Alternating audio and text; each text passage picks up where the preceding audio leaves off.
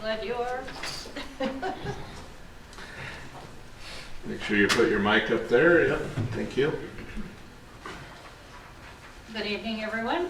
I will call meeting to order at 6:31 for November 6th.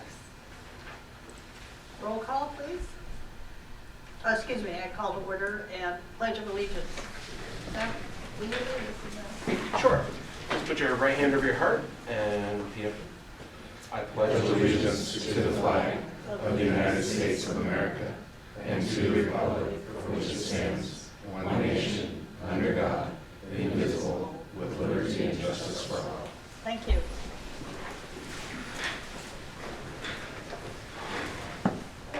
Now, roll call. Director Dennert, Here. Director Gray, Present. Director O'Brien, I believe she's on Zoom, and she's sick this evening, but she is on Zoom. okay. Yeah, Kate is going to attend via Zoom because of the possibility of a contagious illness that she has. Vice Chair Adlam, Here. and Chair Freeman. Here. Sorry, Council, is Kate required to identify herself as present? You know, she is required to. Yeah, I'm a little unclear whether she's. Yeah. She's Kate, on. you're on mute, Kate. If you could take your computer off of mute. She'll also need to turn her camera on as well. Yeah, someone reminded me of that earlier this year. Yeah. I never even knew that was the rule. It is.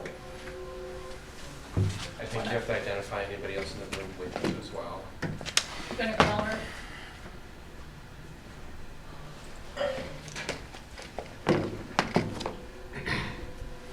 Hi, Kate. Yeah. Yeah, no, we can't hear you. You need to take yourself off of mute and you have to have your video on.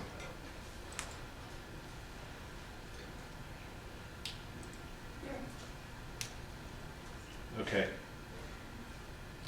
Why don't you work on figuring it out, and then when you do that, you can join the meeting and make your statement. We'll operate with 4 as of now, yes. Thank you. All right, see if you can figure it out.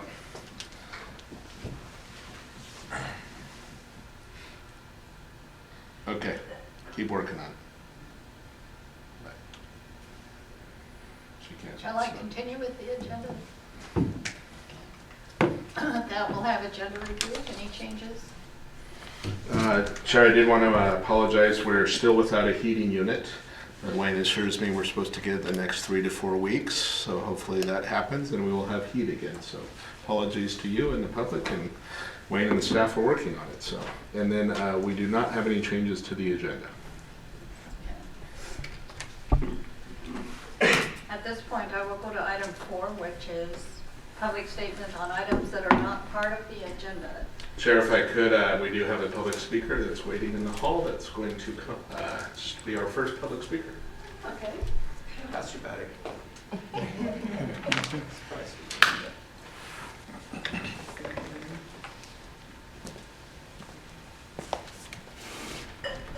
Well, hello. You're seeing my face and you're probably freaking out thinking that I'm here about pickleball again.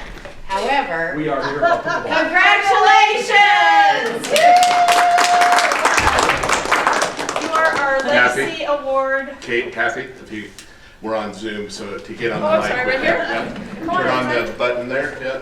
We just want to congratulate you so much for being our Legacy honoree for 2025 for all of the great stuff you have done for Simi Valley. We just love you so much, and we're just so happy that you're. Can I cry? I did bring Kleenex. Wait, let me check. No Kleenex, sorry. This award, your name came up, Elaine, and I will tell you that there was no discussion. It was hands down one of the easiest decisions our board has ever made. And we are so honored to be honoring you. Thank you. And it is so well deserved, and we can't begin to thank you for the decades of service and commitment that you've given not only to the Park District but to the Chamber and the whole community. We're better because of you. Thank you. Thank you. describe what the Legacy Award is a little bit? So the Legacy Award is an award that's not given every year. It's only given when it's deserved.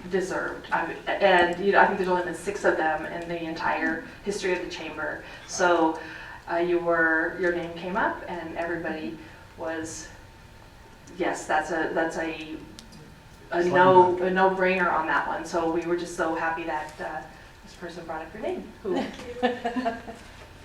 I just want to say that I don't think there's anybody more deserving than you, which I call Mrs. Simi Valley. I've learned under you over 8 years between ambassadorship to board of directors and being involved in legislative advocacy. And I appreciate everything that I've learned under you and watching how you work through Parks and Rec and also being our advisor on the board of directors. Thank you again, Elaine. Thank you. So we will recognize you at the Salute to Excellence on January 30th. And you're all invited. And you're all invited. Please come. But When you tonight pay your talent tickets. certificate and a note for you. So it's a balloon. It's not even framed? It's just a nice, pretty one. Oh my God. It's just a little. May I approach the bench? Thank you. I'm still going to be on lead, so. May the minutes reflect that John Tolson said raise the roof with his You hair. should take a photo. You should take a photo. This is Usually if the- you guys are Elaine, you should take a photo. Oh, we need a photo op. Maybe do one with just Elaine and then we can get it. Stay done.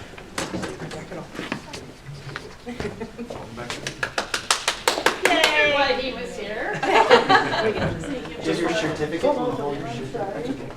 Congratulations. Why are you back on your? Okay, lady in the middle here. Wait a minute. Of course. Coming.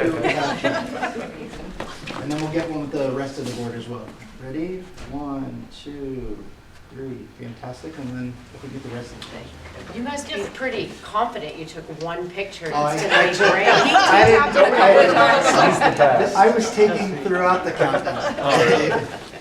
Where's the rest of the board? Right here. This is us. This is the Oh, rest you of want the- us, Go right go back. by Go right Elaine, straight. go by Elaine, go What's by that? Elaine. No. Oh, Staff. you're all All right right. behind you, no one will notice. Everybody ready? You gotta get the photo. All right. 1, 2, 3. Thank you. Thank you so much.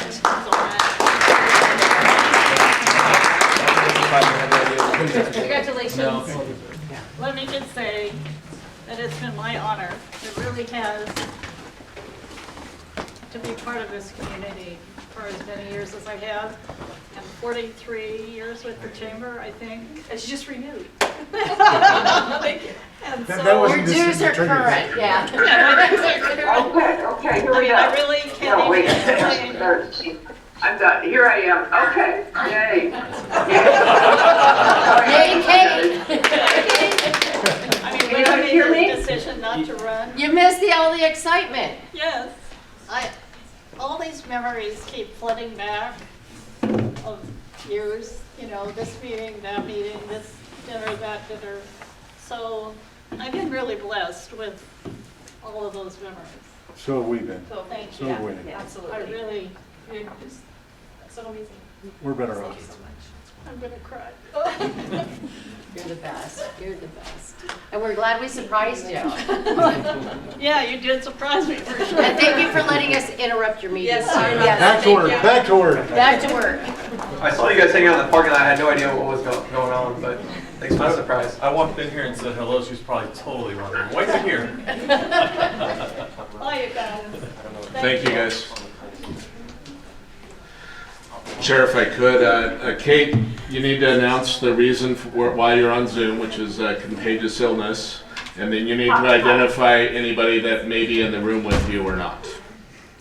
Nobody is in the room with me. I'm totally alone, and I have a possibly contagious illness, which is why I am.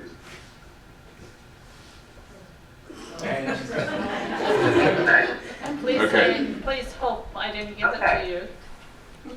Kate, I What? hope you didn't get it from me. Now, we were at public statements. Is there anyone here that would like to address an item that is not on the agenda? Hearing none, we'll move on to approval of the minutes. Do I have a I'll motion? move to approve. I'll second. Roll call?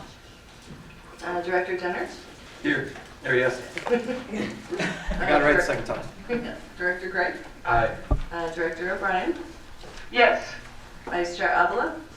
Aye. And Chair Freeman. Yes. The motion carries with unanimous vote. Consent agenda. There are 2 items: approval of the October 15, 24 accounts payable check register, and B, approval of notice of completion and final acceptance for weed abatement services at various district parks and open space. Are there any questions of the board on any of these items? Is there anyone in the audience or on Zoom? I move for approval. Is there a I'll second. Roll call? Director Jenner? Yes. Director Gray? Aye. Director O'Brien? Yes.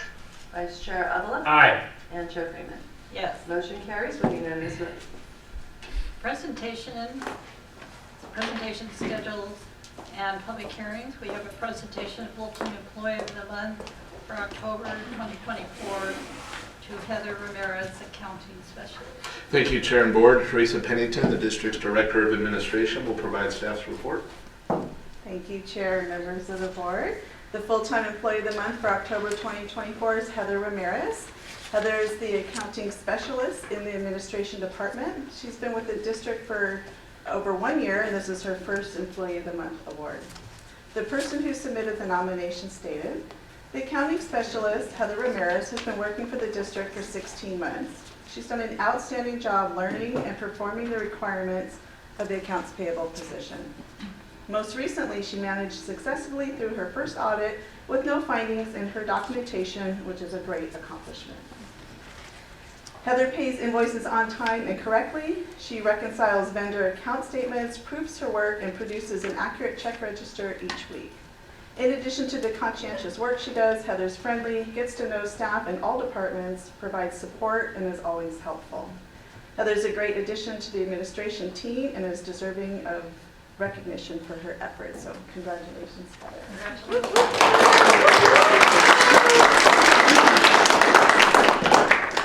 I'd just like to say thank you, and I really enjoy working here. We enjoy having you here too. Thank you. Come on up and get a picture.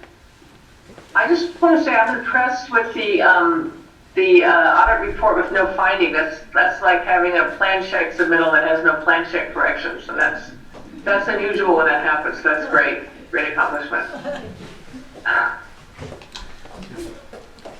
And if you want any friends or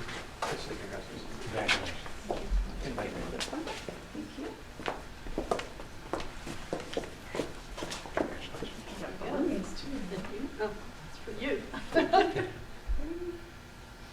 These are all color coordinated in green. You would like to make any comments?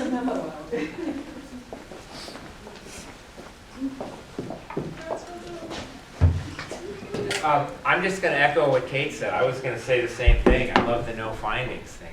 That's great on the audit. Awesome. Thank you for your work. Yes. And you're keeping us honest.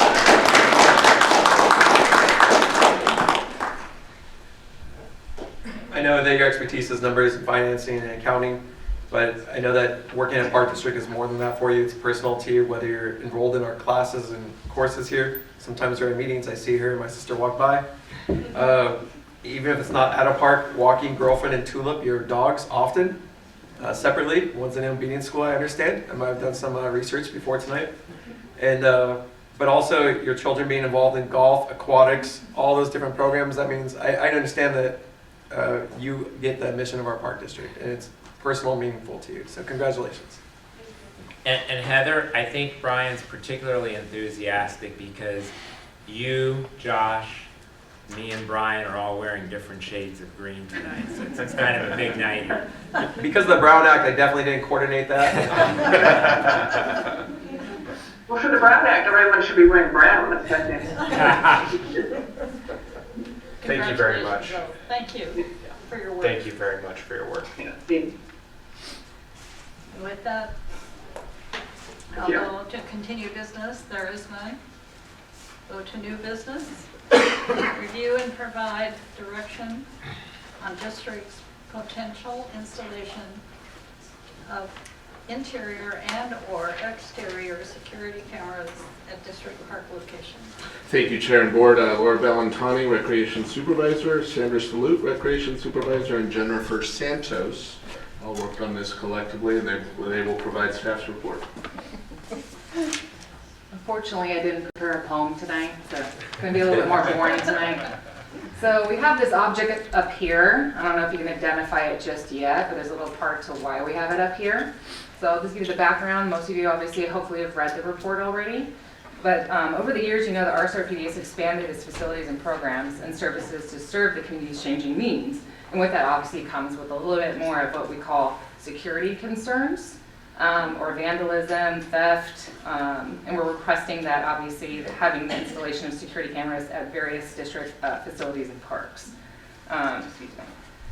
We surveyed neighboring park districts and cities and found that several municipalities utilize exterior and interior security cameras, which have been found to assist in deterring criminal activity.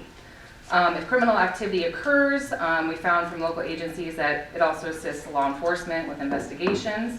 And some jurisdictions have incorporated these policies to secure their facilities under unauthorized access and have video surveillance recording available in administrative, civil, and criminal matters.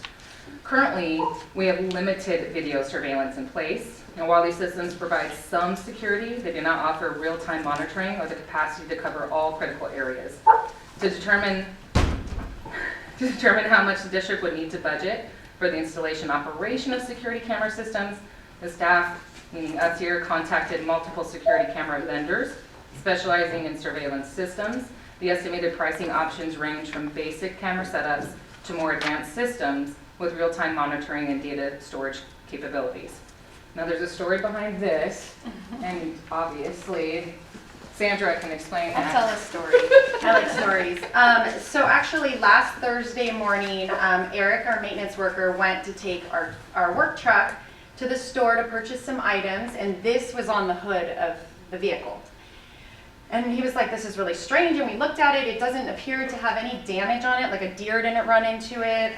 Nobody hit it with a bat. So we sat there for a while. We're all Sherlock Holmes over there trying to figure it out, and we do have a cheaper wireless system that we did set up, and it was approved this last fiscal year, that we have installed. So we combed through all the footage that came up with those cameras, even though it's not very reliable sometimes, but we did find a suspicious person come up to the door a few times and try to enter the building after we were well beyond when we were closed. So we kind of think that was our suspect. However, the security cameras only go about 20 feet out for sound, so they'll turn on when they hear something. Unfortunately, the truck is parked too far away. So we missed any kind of footage we would have had if we had had a better system that could have been live all the time, and even possibly even live monitoring where someone could come on and actually see someone in progress and tell them to leave the premises. So we wanted to bring this because it literally just happened a week ago, and thought it was a good, just, you know, kind of prop to kind of tell our story. I'm going to pass it over to Jennifer now for types of cameras. Good evening. So just to kind of reiterate, Laura kind of touched on it a little bit too, but there's different types of cameras that we looked at with the different vendors and stuff. And obviously having the exterior cameras on facilities and in the interior facilities, it can help to make individuals feel safer in our public centers and public spaces. By having them, they can help to discourage vandalism, theft, and unlawful behaviors, and they can also document if any incidents happens when rentals are being rented out on the interior in case something happens. And it offers a clear, unbiased account of what, if an incident does occur, it has that footage on there. One of the negative drawbacks of having cameras is the potential discomfort that people may have by being recorded in public spaces. However, it can also protect against the misuse and maintain compliance with proper policies put in place to ensure that if issues do arise with record retention and laws, if policies are established, only certain people and staff can have access to those cameras and footage to help with recording any information that is handled. It was been discussed on having cameras at some park facilities because of the past with issues with vandalism and different sites were evaluated.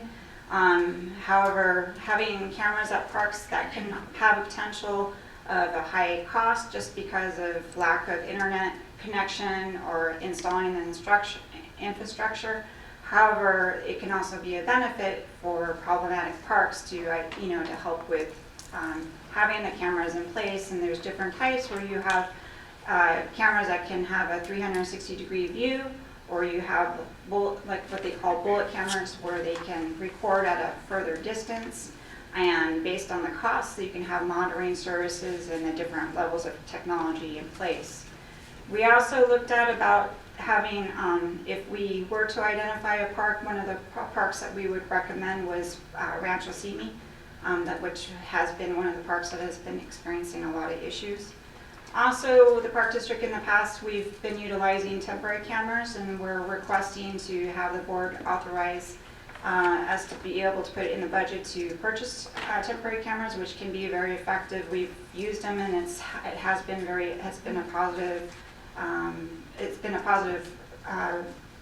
we've gotten positive feedback from that. It's really deterred with preventing crime in the park and other potential issues. And it can provide a flexibility, so if an issue does arise, the cameras can be installed on a temporary basis and determine if the park needs to purchase permanent infrastructure for that site, or based on doing other measures and putting in place that we could do with safety, such as turning back hedges or installing lights. That could be a potential where we don't need to put in expensive permanent cameras at that site. So, but it would help to determine a long-term solution for cameras. All right, so for the fiscal impact, obviously there's a lot of variables that would affect the pricing of the cameras. The location, the camera types, the features, installation, ongoing service costs, live monitoring versus non-live monitoring. So the installation and cost operation across 8 of the park sites that we looked at, the Activity Center, Burlwood, Houghton, the Oak Park Community Center, Rancho Simi Community Pool, Rancho Santa Susana Community Center, Simi Hills Golf Course, and Sinaloa Golf Course. That can range from roughly 107 to 390,000 based on those 8 park sites and based on certain levels of coverage. The monthly monitor services also range as well, and that can range between $150 and $250 per month for just basic monitoring. So the cost does go up if you do live video monitoring. Live video monitoring would be if someone's in the perimeter of where the camera goes to, for example, touching something on one of the trucks, then automatically someone would come on and tell them, you're trespassing, you need to leave the area. That would happen usually 2 times, and on the 3rd time it's a live person that says we've just dispatched a police officer and he's on his way. So that is the level of service versus just the cameras being on and a staff member going in and checking on those cameras. And then of course wired cameras are going to be a lot more reliable in comparison to what I'm dealing with right now, which are the wireless cameras, which one of them was hanging from the building today when we came up. It was really windy. But yeah, so that's pretty much the summary of our report. So I'm going to go into the recommendations. So the staff recommend that the board consider the following options to procure and install security cameras at various park district facilities and park sites. Number 1, authorize the district manager to procure the necessary interior and exterior cameras, and if needed, the applicable level of monitoring services at the following locations: Activity Center, Oak Park Community Center, Rancho Simi Community Pool, and the Rancho Santa Susana Community Center. Also authorize the district manager to amend the fiscal year 24-25 budget for up to $60,000, approximately $15,000 per location, for the installation of cameras at the 4 locations, including up to $12,000 or approximately $3,000 per location in the fiscal year 25-26 district budget for ongoing licensing and monitoring costs. Number 2, if desired by the board, direct staff to purchase and install cameras at Rancho Simi Community Park and authorize the district manager to procure and install surveillance cameras. Also authorize the district manager to amend the fiscal year 24-25 district budget for up to $80,000 for the installation of cameras at Rancho Simi Community Park and up to $15,000 for ongoing licensing and monitoring costs. Number 3, if desired by the board, authorize the district manager to purchase temporary cameras as necessary to have the flexibility to install at sites as needed that potentially have increased incidents of vandalism and crime. And number 4, provide other direction to staff as desired. Thank you. Thank you. Board members, do you have questions, Director Avila? I do. First of all, I really love this report because it's concise and thorough at the same time, but of course I have questions. So whoever wants to take whichever ones is fine. The first thing that drew my attention, because I know this has come up, but on the sentence where it says a potential negative to installation of cameras is the presence of cameras in the areas could create discomfort among some visitors who may feel their personal space and privacy are being intruded upon. So I think we are all aware that legally there is no expectation of privacy in a park. It's a public area. We are aware of that, right? Okay. And I assume you guys have gotten this report together really quickly, so I assume there hasn't been any formal survey done. But and by the way, the concern a citizen might express in this regard is certainly valid. I don't want to minimize that. But for every person who's expressing concern about that, knowing the community that we live in, there's probably 10 others whose primary concern would be safety. Is that probably accurate? Mm-hmm. They're nodding. Yes. Yes. Okay. Thanks. Definitive measure. I am curious.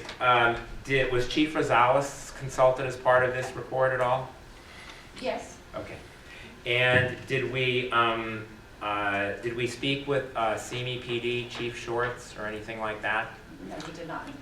I've spoken to the police department a little bit about cameras. They encourage it. They're moving in the direction of putting more cameras in their public spaces and working on some projects on that. So we would definitely be working, if we got the authority tonight, we'd definitely be coordinating the type of cameras and locations with them and access for them as well.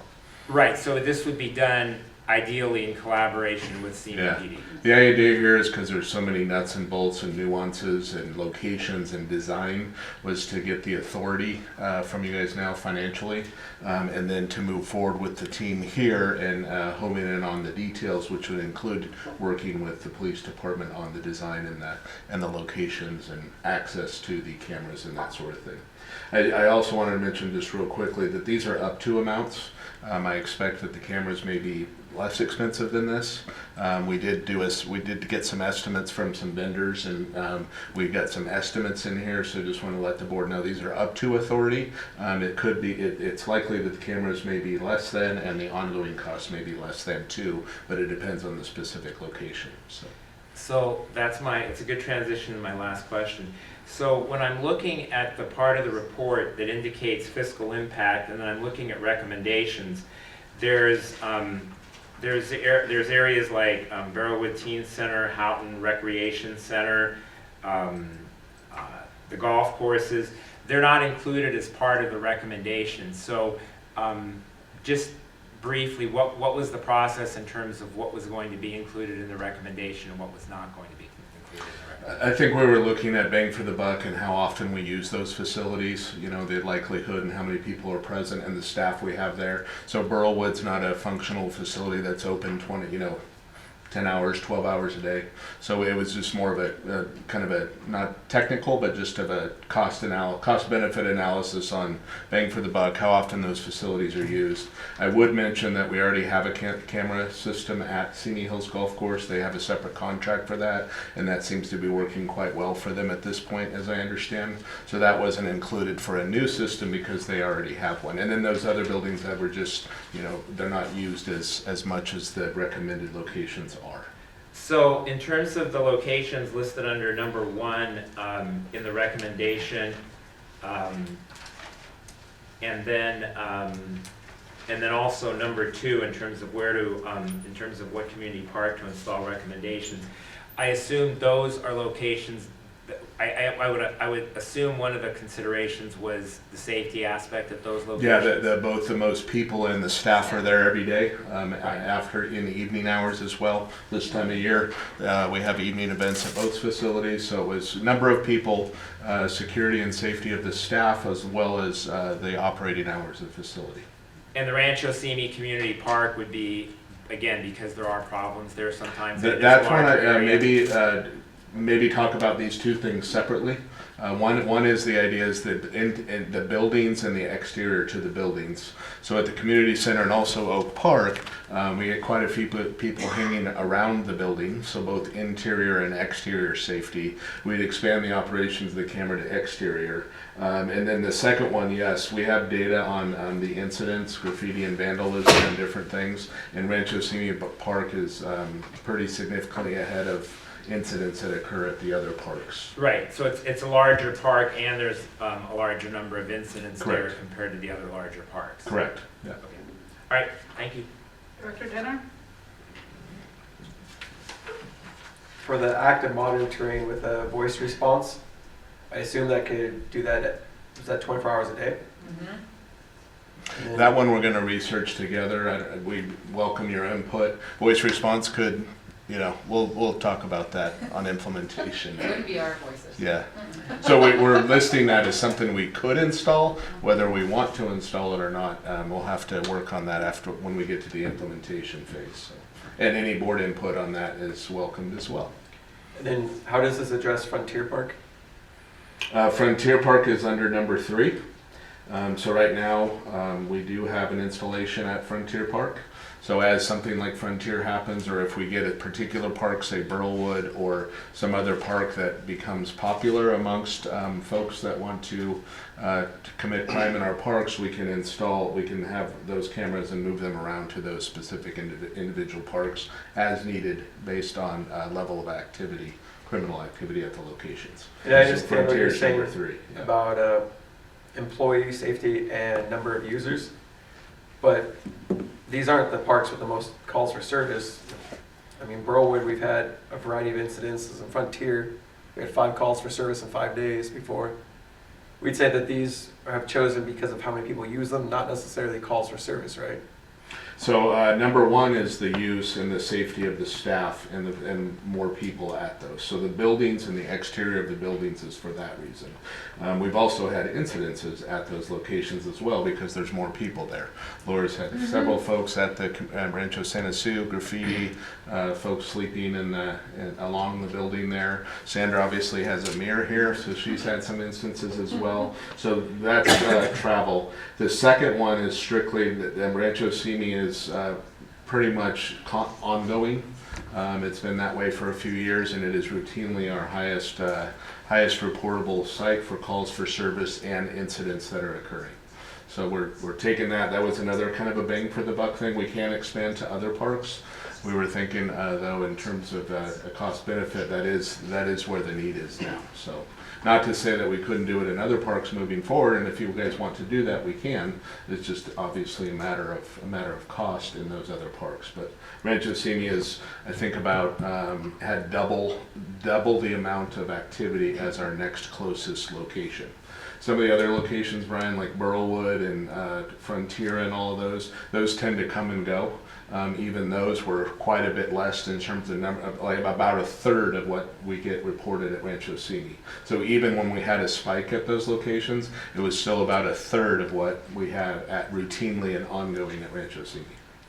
And then for the expectation of privacy, I understand if I'm out in public, people can see me.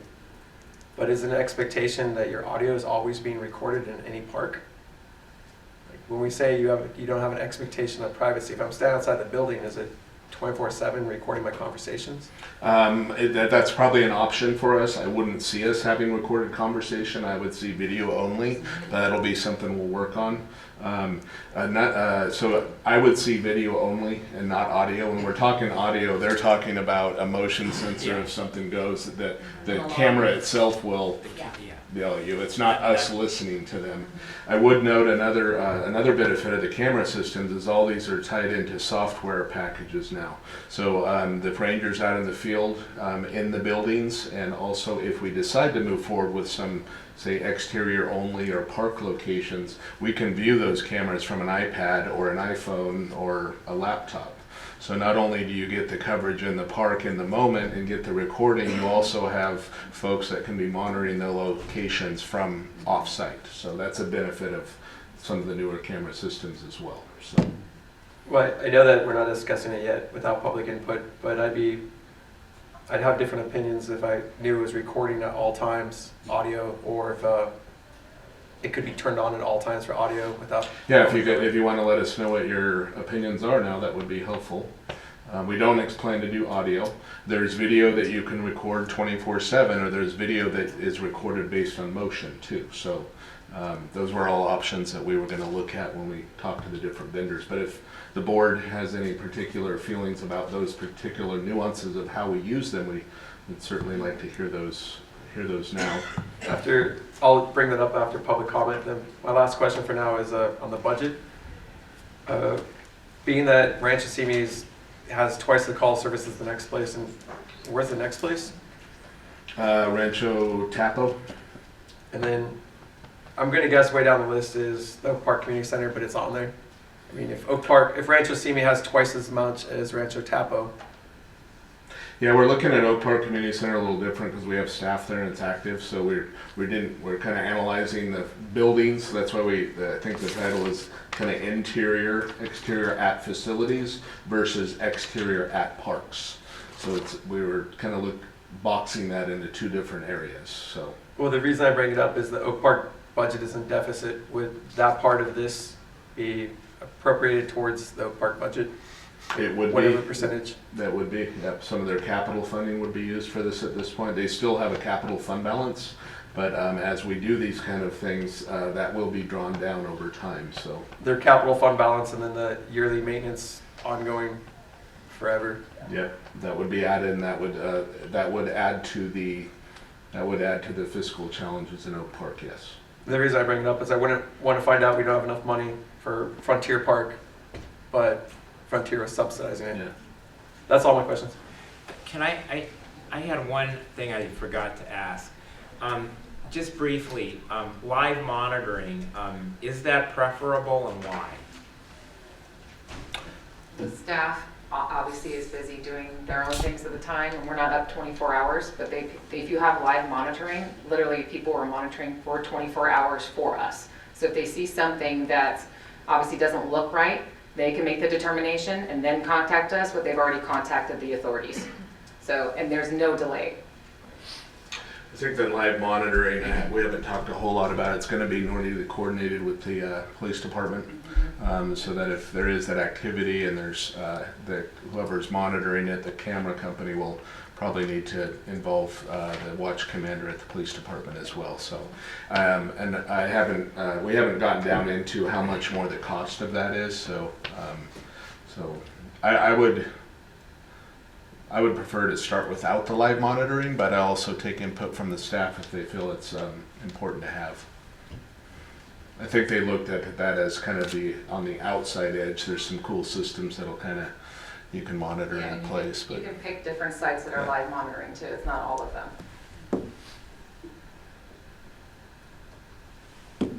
Director Gray? I know it's in the report, but want to ask and get confirmation. Option 3 with the temporary cameras is not mutually exclusive of any other option.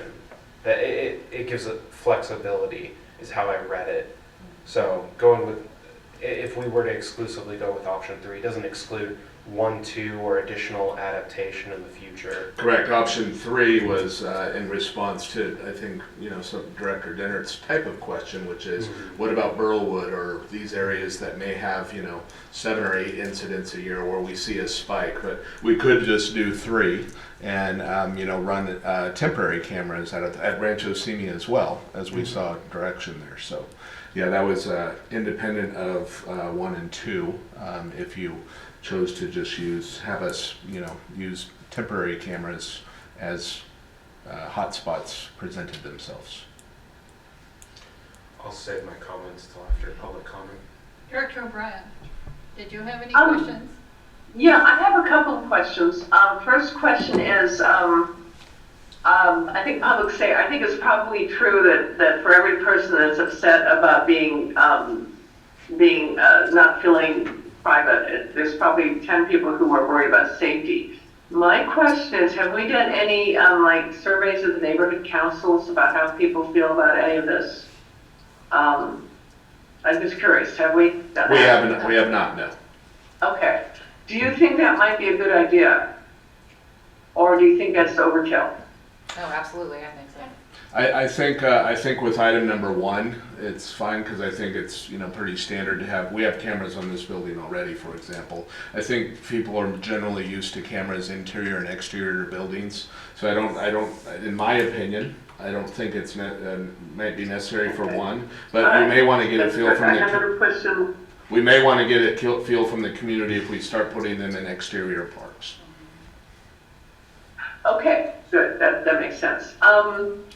Frontier Park is under control at the moment, right? We've got some others there and more surveillance, and that seems to have at least partially solved the problem. Is that true?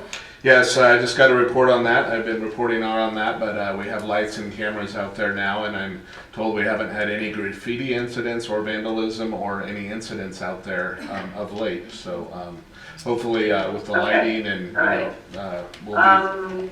Second question, I have another question. No, I guess I don't. Okay, all right, I'll save some of my comments for the comments after public comment. I have just one question. Sorry. Are these systems could they be moved from park to park? In other words, if we had, say we had them in Burlwood and everything was cool, could we move it all of a sudden to another park if something happened? I mean, or are they more like a permanent facility? Yeah, they're installed on the facility itself by the camera company, so it would be permanent to that facility. Aside from number 3, which would be temporary cameras that we could bring to Burlwood as well. I mean, I'm just thinking, like if all of a sudden Frontier was a problem, we were able to do that. Could pop up some other park and move it in. I mean, something to look at when we're looking at all of the options. Thank you for this thorough report. Really, I'm really glad. With that, I'll ask if there's any questions from the audience. Anyone? Or anyone on Zoom? Hearing none, I'll go to board comments. Director Evelyn? Okay, so the way I see this, the easy one for me is number 1. That's when I brought this topic to the board and had it put on the agenda. I had already been familiar over a period of time with some incidents that occurred at Rancho Santa Susana Park, the Estern Community Center. And then it was like the first time in 6 months I had been in Oak Park, and it turns out I was there the day after there was an incident that occurred at Oak Park Community Center. So for me, number 1 it's an absolute must. I think that we approve that because that's both a public safety issue as well as an employee safety issue. So that to me is an absolute must. I would also approve number 2. I know just over the years that I've been on the board, it may not be at all times, but Rancho Simi Park seems to be the one that, if it's not happening constantly, if there isn't some sort of activity occurring there at some point, it returns there pretty fast. So I do think isolating that one and picking that one, I can see that a lot of thought went into that, and so I would actually approve that. However, I do like the idea. I don't even mind approving that pending input from neighborhood councils. I will say this, especially if the input we got is that people really wanted these things, I wouldn't have a problem going beyond Rancho Simi Park. To me, you know, the number one thing I think our residents are concerned about, whether it's our community or our parks, is safety. And so I think this is a good starting place. I think Kate's question about neighborhood councils, though, as it pertains to number 2, I think that's a good idea, but I just wouldn't let that hold up the process for Rancho Simi Park for any length of time. And then I think number 3 is a must too, because that's exactly the type of thing that we can immediately put into place if we have another situation like the one that occurred at Frontier Park. And I know Director Dennard asked about Barrowwood. So for me, 1 is an absolute, 3 is right there with it. And I would also approve number 2, but I do like the idea, especially if we're going to expand beyond Rancho Simi Park, I do like the idea of getting the neighborhood council input. So I would actually approve 1 through 3 as recommended now, because I think there's been a good analysis of this. I think there's been a good breakdown of this. And for me, when it comes to safety, I don't see the costs as being excessive. So I would approve all 3 of those options. Director Jenner? I'm good with all 3 of those options with some caveats to it or very specific instructions. One of them is recording voice at all times outside of the buildings. I think goes beyond your public expectation of privacy. If I'm standing outside a building, I assume people can see me, but I don't assume a camera can record my entire conversation, especially like who gets to turn it on and who records it. So if we're going to approve that, I wouldn't want voice to always be on. And if it came back to us, I might discuss that differently. I'm confused. My understanding is this wouldn't involve voice, correct? Right. When we're talking about voice, we're talking about there's like a pre-recorded, like, I don't know if I'm using the right terminology. It's kind of like a warning that comes on. It's not recording the voices of the users or the employees. That's not being recorded. I understand that, but sometimes when you look at different camera options, there's extra features, and you're like, oh, it's just one extra feature. Well, I don't want that feature, even if it was the same cost.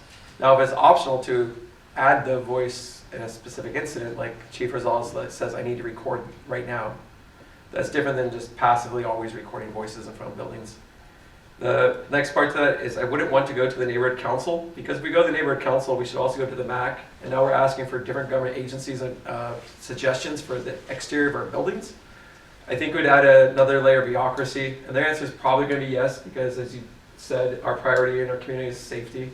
So we're going to, each project that we do, not just these projects, we should start farming it out for more and more input. And my experience is the input is usually positive, but adds cost. Like, have you considered this? Can you add one more feature? Can you add it in another location?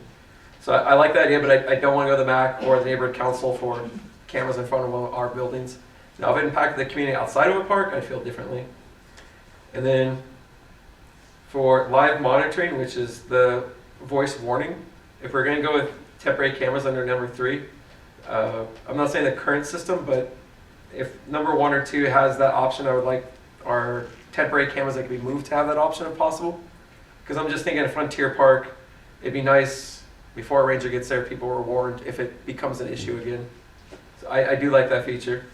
And then I'm cynical about cameras because I feel like we say it's going to help, but with law enforcement, the state of California, I know last night a new proposition was passed. The district attorney of Los Angeles is no longer going to be the district attorney.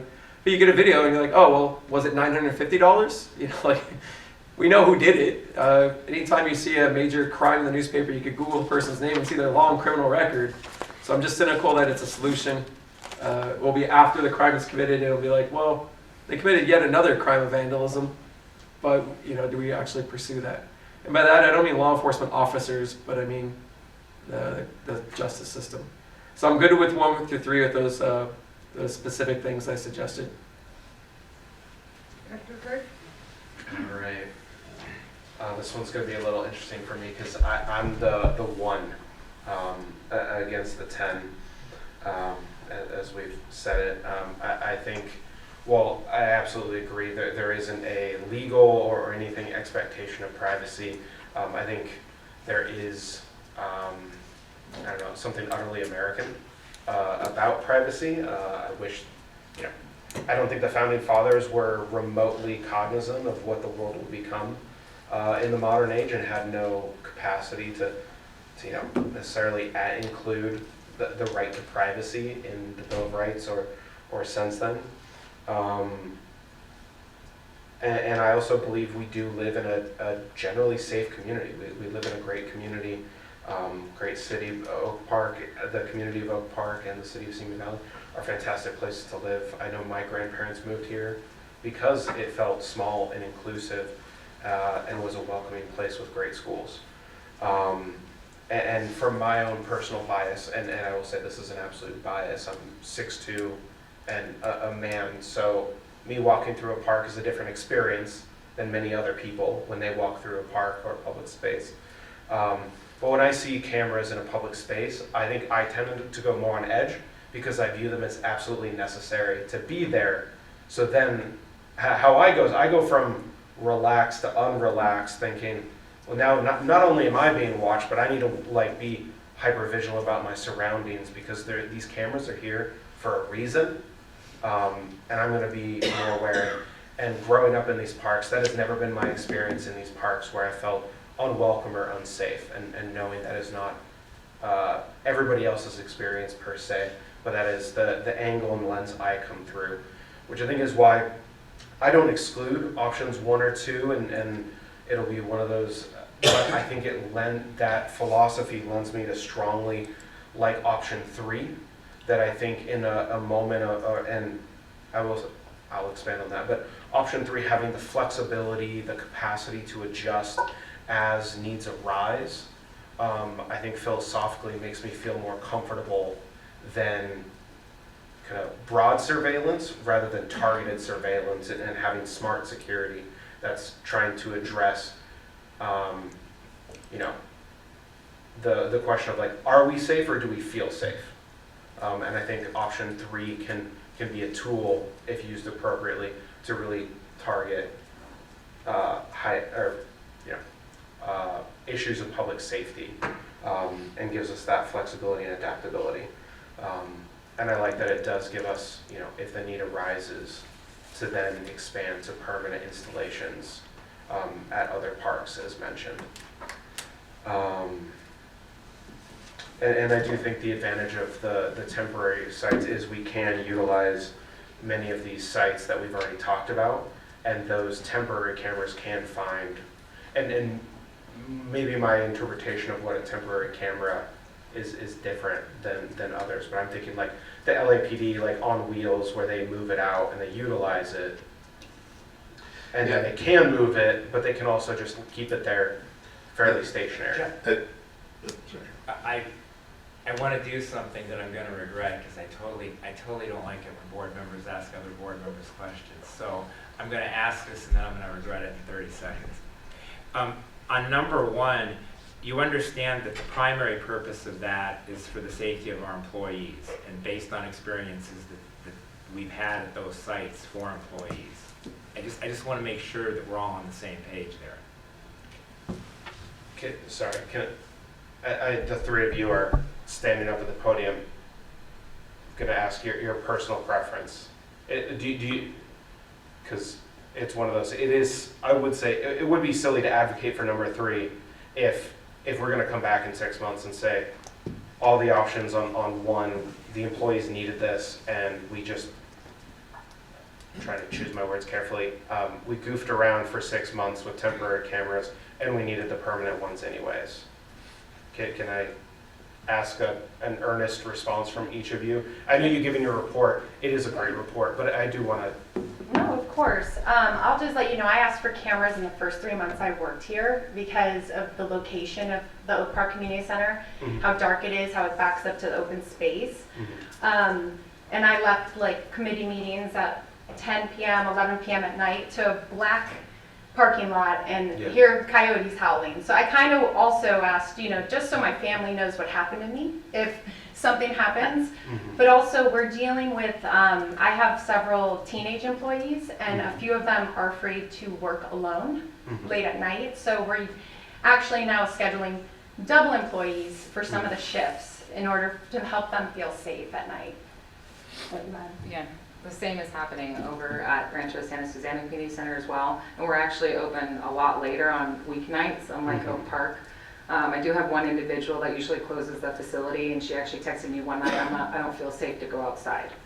So I said, can you offer a ranger to come by? So, and then that got into the discussion of maybe we need to put cameras up because we used to have 2 employees. Some of the staff have obviously fallen off. And then also having our special events that we have on the weekends till 2 a.m. There's not always a ranger that's on call to have them walked out or escorted out, and sometimes the staff, not all the staff can stay. So there's one person walking out by themselves again. We do have a lot of transients that come around the facility. There's a lot of vandalism happening at the facility. We've had a lot of break-ins. We've had people even wedge doors before to try to get back in after a special event. So yeah, it would be nice to have a lot of things, not necessarily the side mirrors of a truck falling off, but equipment has gone missing several times. So, yeah. And I can just say every place that I've worked at, we've always had security cameras. Whether me as a teenager working on retail, we had cameras inside, and walking out at night when you close out, we always had to walk out with pairs just because of the safety. Working for the city, we had cameras, so I feel it's in surveying other jurisdictions at parks and stuff. They have cameras as well. They've installed them on their facilities, so it seems pretty proactive, you know, pretty standard. So it's not necessarily going to prevent, but it's something. God willing, nothing ever happens. But if it does happen, it's there for. Yeah. Thank you. One thing, sorry. There also typically should be cameras over cash handling, which we have at several of our sites. Yeah. So. Thank you to all 3 of you for sharing your own experience. And I know I think I have a bias and a tendency towards viewing it the cameras as a reactive response, and that once something's happened, it's happened, and it obviously can be great to have it on video, but I think I view it as a reactive tool rather than a proactive tool. So I think I've been more dismissive over its true usefulness. And thank you, Vice Chair Avila, for. I thought I was going to regret it. I'd like to know too, Josh, too, also that a lot of patrons have come up to me and asked me if I have a camera system because of all the break-ins that we had in their cars. It could be someone dropping off a preschool child, in literally less than 5 minutes, their car's been broken into. So yeah, that it is a deterrent. We look at it as that way, like don't even attempt to come here. So it would be nice. Yeah. And similar safety-related question for your site. I know I was there last night. Do you know in the master plan for your parking lot, do we have an expansion of additional lighting in the evenings? No? Okay. Would they be viewable from your front desk? Like you're about to close up and leave for the night? Do you look outside to see if anyone's out there? Oh yeah, they constantly do, and also I tell them to park near the front. So when they know their shift is ending late, not to park on the side where a lot of the activity happens on the east side of the facility. I mean, like with the cameras, would our front desk staff have access to be able to see it? Not just... Yes. Depends on what we end up with. Did you have something else, Mark? I was going to say, yeah, with information, my opinion has changed. I'd just like to add too that once we get to the implementation phase, whatever these cameras look like, I think there would have to be some policies written around them as well, obviously to address some of the specific concerns you have, like would a part-time kid have access to all of the cameras and all the videos of the last 30 days that are recorded on sites. I think we would have to draw some rules and boundaries around that. Prioritizing staff safety, like the staff has talked about, but also making sure that we're in line with the law, records retention, public requests for that video, things like that would have to be built into the policy guide once we get to a place where we're actually putting these cameras in the facilities. I do understand that. I wasn't thinking necessarily that they'd have access to all of it, but just mostly like, at your desk, you have a TV there and you can see the parking lot looks calm. Or if it's someone shady out there and you want to call for support. Dr. O'Brien, did you have any comments?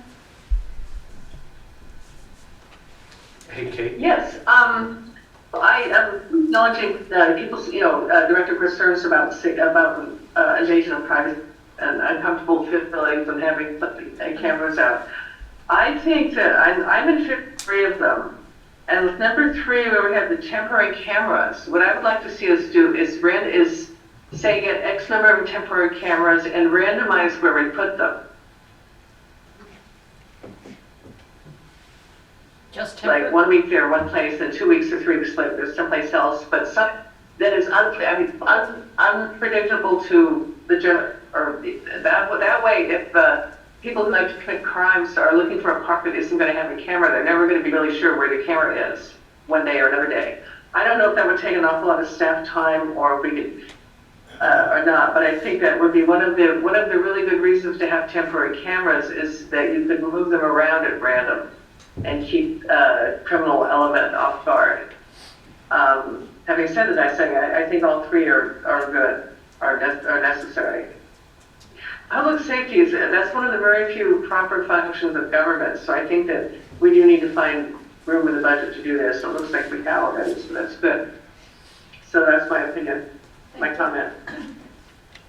I personally want to focus on Rancho Santa Su, Oak Park, and Rancho Simi Park. When I talk about Rancho Simi, we've got the pool area, plus we have a huge play area, fields and all. I don't know how the cameras cover all of that, but those are my priorities. And you made a comment, and I've always thought that the parking lot at Oak Park was not light enough. I don't know, I mean, it needs to be brighter. And I thought maybe the county required that low density lighting because of the community, but anyway. My priority are those 3. And then secondly, having some temporary equipment that could be moved when needed. And I don't want to have cameras everywhere for all the parks. I think it should be strategic. And I think most neighborhood parks or smaller areas, even like at Wood Ranch Community Park, it's lit up all the time. I mean, there's lights there.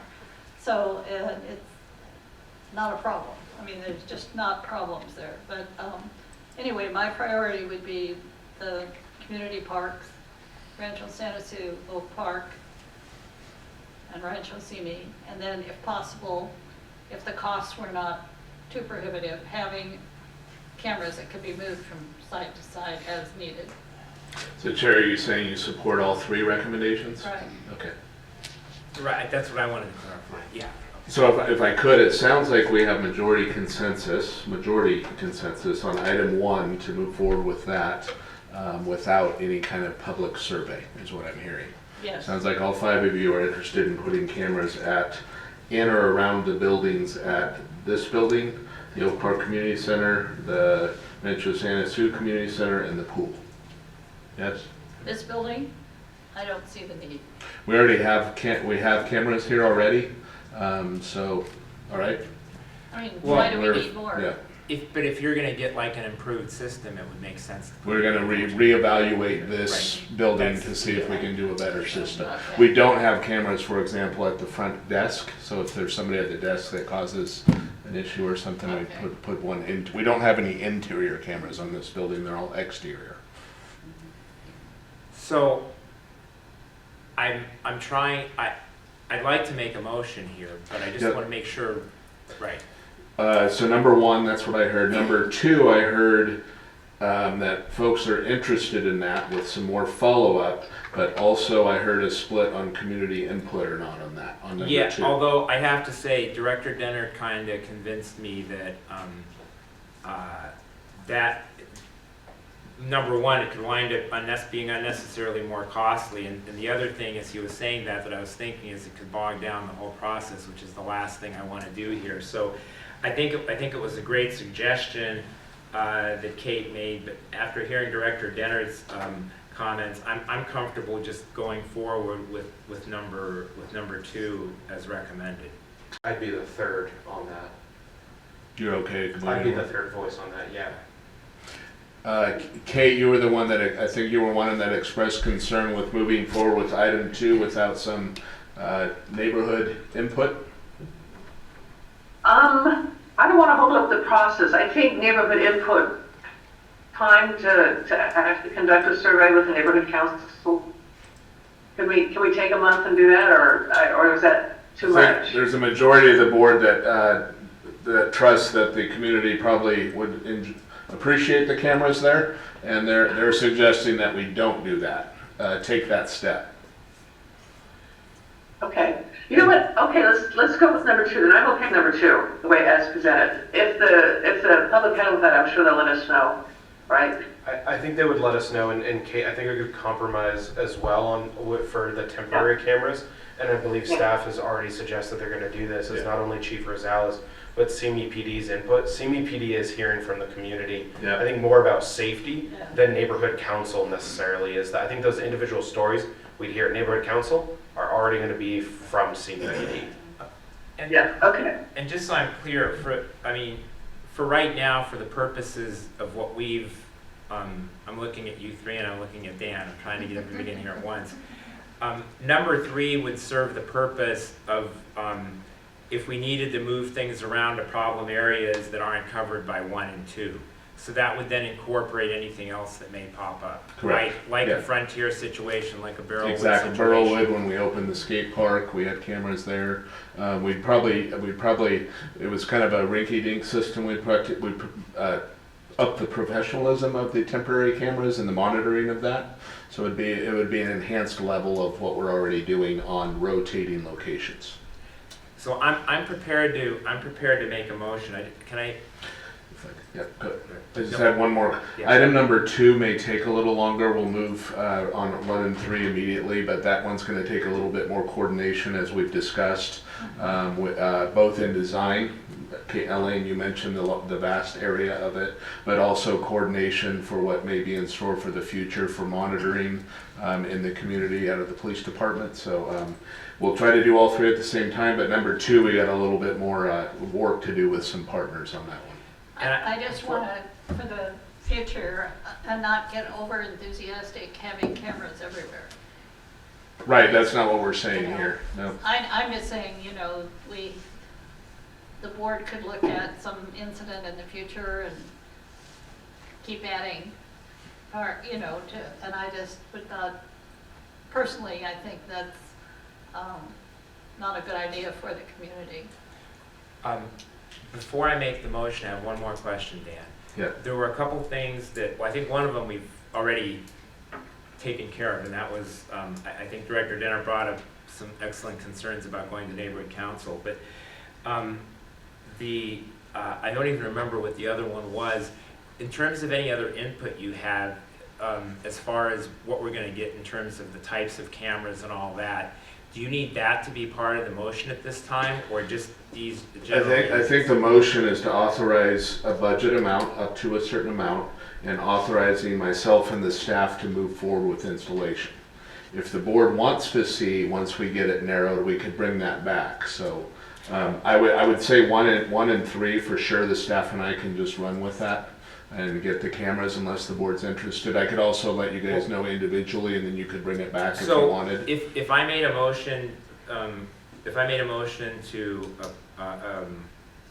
approve the recommendation as to items 1, 2, and 3, that would be sufficient with you to go forward. And then if you needed to come back with something on 2, you could do that. Correct.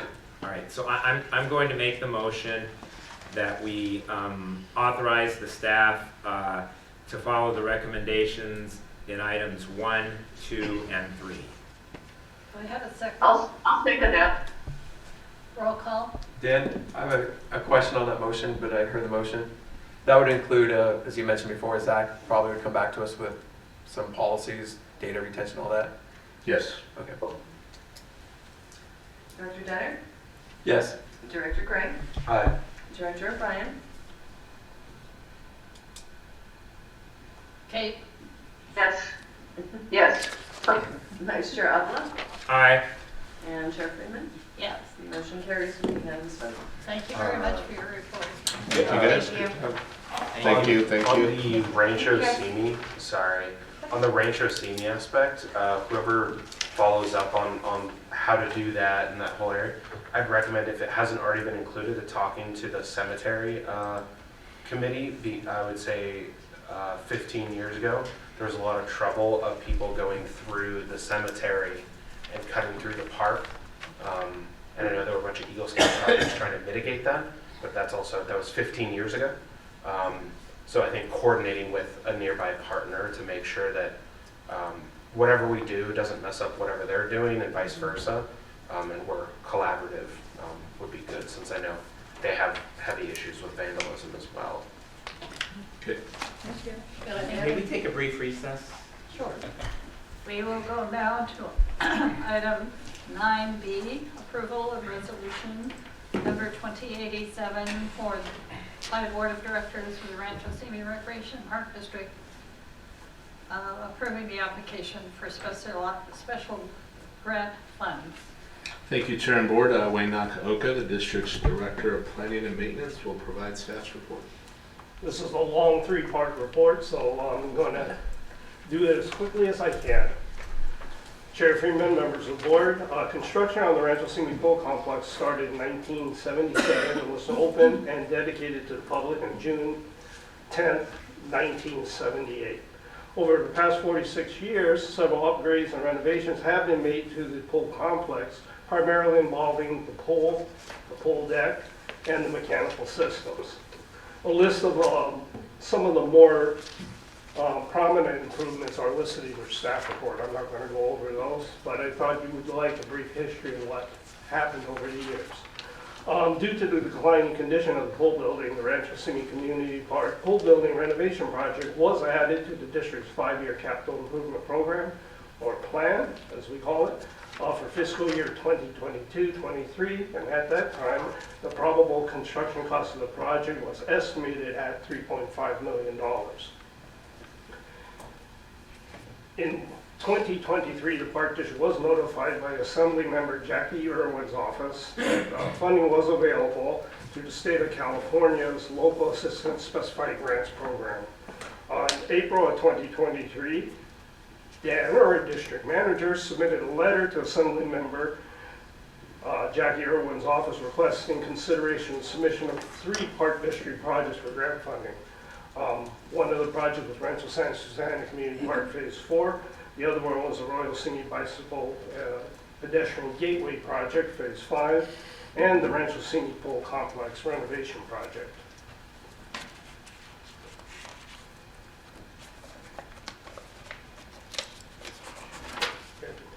On September 22nd, 2023, the Park District was notified by the state of California that Assembly Member Jackie Vernon was successful in obtaining $2 million in local assistance grant funds for the Rancho Simi Pool Complex. A formal check presentation and press conference with Assembly Member Jackie Vernon was held at Rancho Simi Pool on December 6, 2023.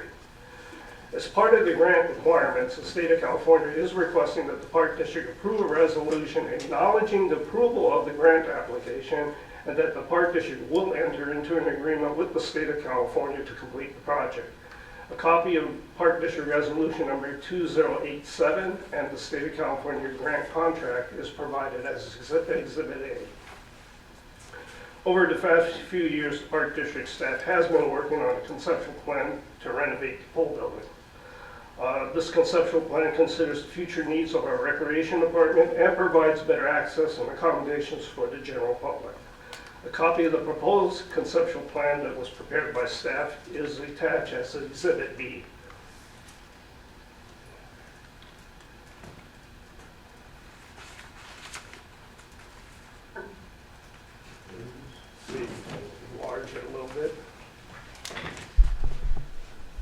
Okay.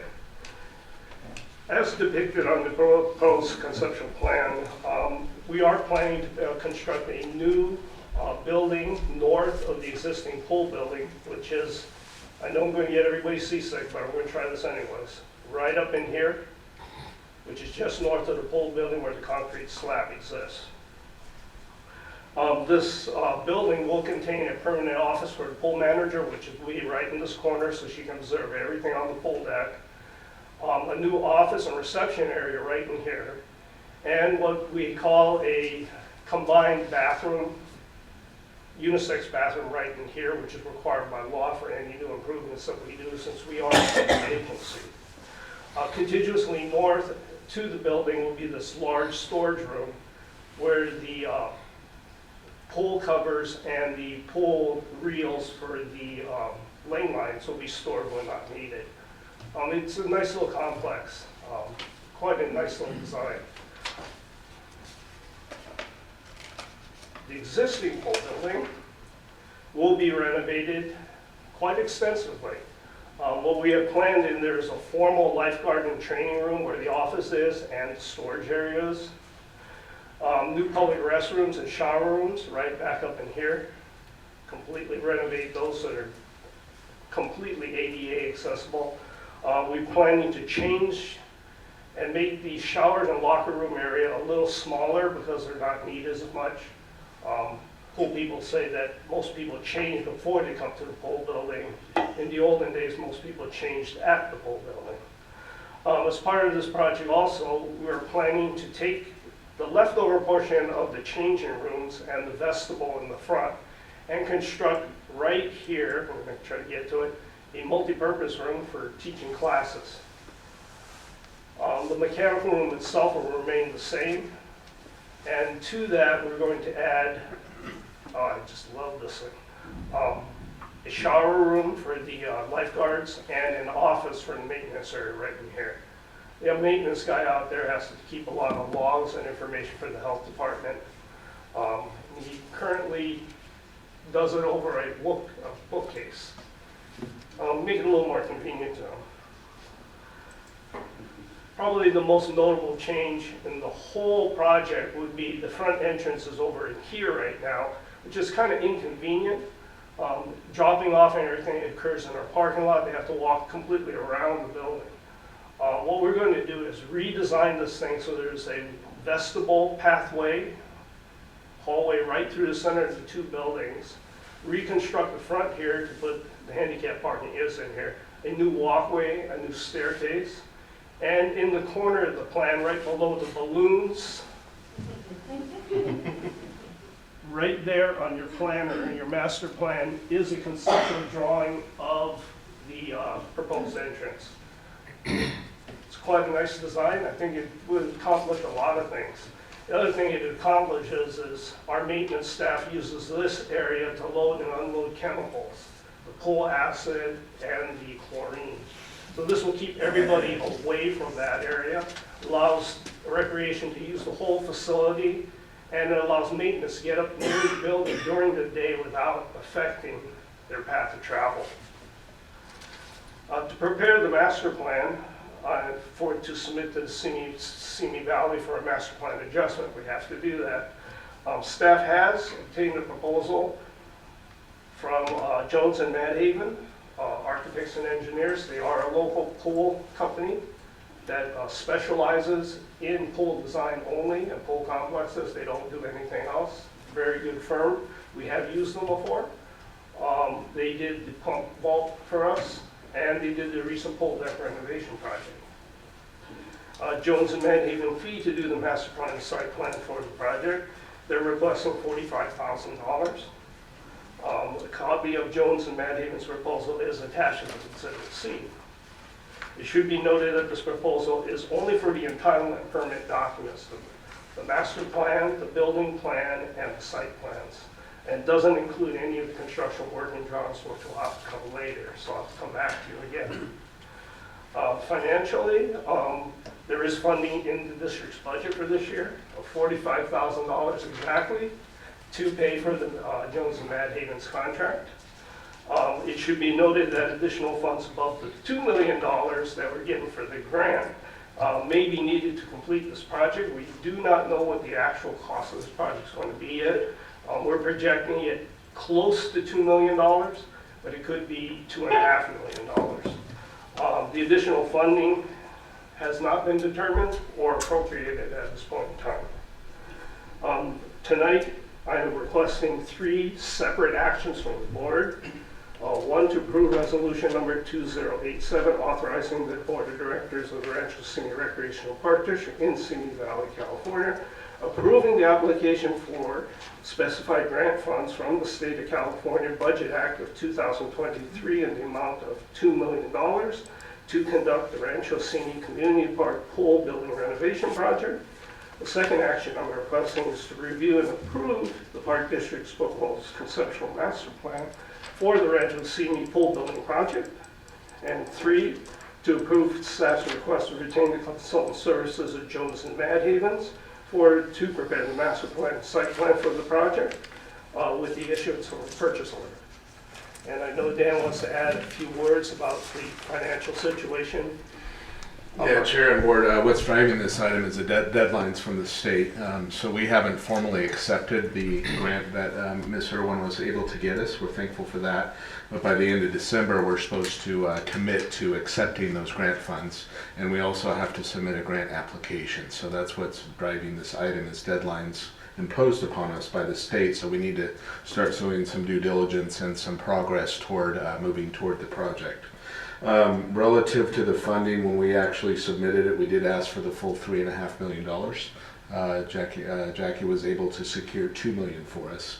We do not have the additional amount cost of the project budgeted yet. So whether it's 2.3 or 2.5 or 3, this will be the project. Well, let me back up a little bit. All of the projects that you guys have said are priorities to you to this point are all appropriated and there's funds there for them. To the extent this would be the next project on the list. So any additional funds that we may come by either through general fund savings or Quimby fees or grants would probably be directed at enhancing this $2 million budget so that we can get to a full project budget. The other comment I wanted to make was on the conceptual design. That's all it is at this point. That's what Wayne said. He has to come back. But the grant application requires a scope of work and a conceptual drawing so they can see what we're doing with the money.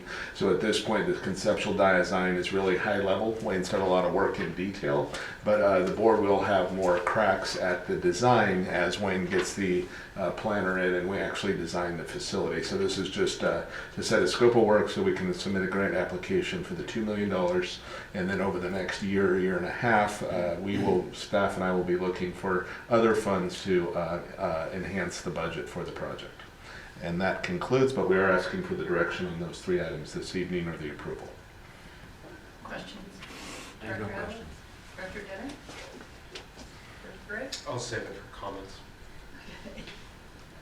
Director O'Brien? No, I have questions. It's a good report. Okay. Very great.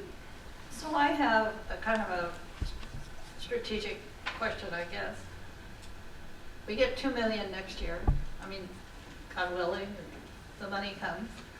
Then we'll have to look for money to finish out the project and get it in our priorities somehow. Correct. Would the money sit there, or would we be able to move forward with some of it with the $2 million? That'll be when we get in design and phasing potentially. Maybe we can phase it or something, but we'll have to. You're right. We'll have to gauge that. We don't want to lose the $2 million. Right. But we also need some time to gain some more money. So that is definitely on our mind, and we'll have to see how the next year goes or so when we get into design and meeting the state's deadlines. So. I mean, is there a target time when the money is anticipated? Yeah, it's supposed to be spent by the end of 2026, I believe. That being said, usually if you're showing progress in due diligence, they do have a provision asking for extensions. So, we're supposed to be pretty far along by the end of 2026. So having the project designed would be considered moving forward. Correct. And that would show that the district was serious about what they were doing. And over that period of time, we will be looking for the supplemental funding for the project. Okay. I mean, I just don't want to lose the opportunity of the $2 million. The preference will be to do the project all at once, but if we have to, we can probably phase it. That So was it my fit, next so it question. fits the $2 million or whatever money we might have. Could we just do the $2 million phase, say? Possibly, yes. Okay. Dan, I thought the funds were reimbursed after. They are reimbursed, yeah. Okay. Yeah. Okay, so we have to spend it, then get it back. Well, once we've started, yeah, but yes, Okay. yeah. Okay, thank you. Okay. But there was some confidence. There was some Yeah, confidence. this that- is a reimbursement grant, not, we don't get the 2 million and then Oh, I see. we get most of the state grants are reimbursement, so we have to cash flow the project and then we get reimbursed on, after the project is gone Thank you. through. I didn't realize that. Thanks Yeah. very much. Is there anyone in the audience with questions or comments? Or on Zoom? Seeing none? Do I have a motion? Chair. Yes. Wayne, kind of left field question. For the possibility of an external mural, would that have to go through the city with design plans? Because it might impede traffic on Royal Avenue? No, not Okay. necessarily. No, we go ahead, design the whole building. If you wanted to put a mural on it, you're more than welcome to do so. Okay. Not that I'm saying we should do it along Royal, but I would ask staff to look into the concept of a mural, especially externally. I think it can be very welcoming. It can be an interest site. And I think it can be appropriate in a park, given it's the correct mural. Actually, that's a good idea, because when you're facing the building from the east parking lot to our new entrance, that whole building wall has no windows in it or anything. There we go. Might be something nice to see Yeah, while that'd you're be walking nice. past it. I also wanted to know that Director Dinner and I spoke with Jeff Williams, who's involved with state parks, and he directed us to an art program, a local community art program. So we might be able to apply for some grant funds for the art component of the project. I'll also add, Ventura County has a arts and culture manager now, who's looking for site projects and all that. I don't know if that comes with money or if that's just good vibes or not, but also worth asking around for if somebody else wants to pay for our painting. Can we do a mural of you like doing a pike off the diving board or something? I don't know that it's appropriate to have my likeness on there, but it could be an individual diving. I'm certainly not going to be the artist. I know, Dan, you and I spoke about movie fees, and we'll bring that back, but that might be one of the ways to close the rest of the budget on it. And this is also the value of talking to our legislators. I was talking to Jackie Irwin this weekend, one of our staff members brought this project up. I didn't have the numbers in front of me when I spoke to him. But I mentioned to her one of the ways I think she's been successful is she listens to the needs of the community and responds to them and avoids all the online drama stuff. It's like, well, what are the needs of your community and how can I move forward? What do people need? And I think she's been really responsive to that. I'm going to move that we approve the staff recommendations with a possible mural of Josh as just one possibility, or any other possibility, but I'll move forward with the staff recommendations. I'll second that without the full. I just said possibility. Roll call. Director Benner, Yes. Director Gray, Aye. Director O'Brien, Kate? Yes, did you not hear me? No. Oh, stop, said yes. Vice Chair Avila, Aye. and Chair Freeman. Yes. The motion carries with a unanimous vote. Thank you. We'll now move on to item C, which is selection of a candidate to serve as special district regular member for the Ventura County Local Agents Information Commission. On go. Yeah, Chair and Board, this is an opportunity. This is a special district seat on the LAFCO board. I think we voted a couple of years ago for a Raul for, I think there's 2 seats, right? There's 2 seats for special districts. Last time, Ed, you had mentioned the desire to get to know and meet some of these folks, if you'll recall. I had talked to LAFCO about maybe coming to the VSDA meeting for these folks to be introduced. But here we're up against a deadline of December 6th, and they didn't take our suggestion prior to this. So I did ask them, and so here we are. And it's just your opportunity to vote for one of the selected candidates, should you wish, or one of the nominated candidates. I have the privilege of knowing Chris Stevens, and his resume looks very short, but I can tell you he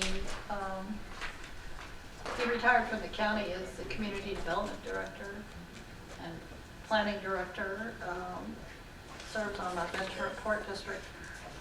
As a past LAFCO commissioner, I think Chris would do a terrific job. When you're a LAFCO,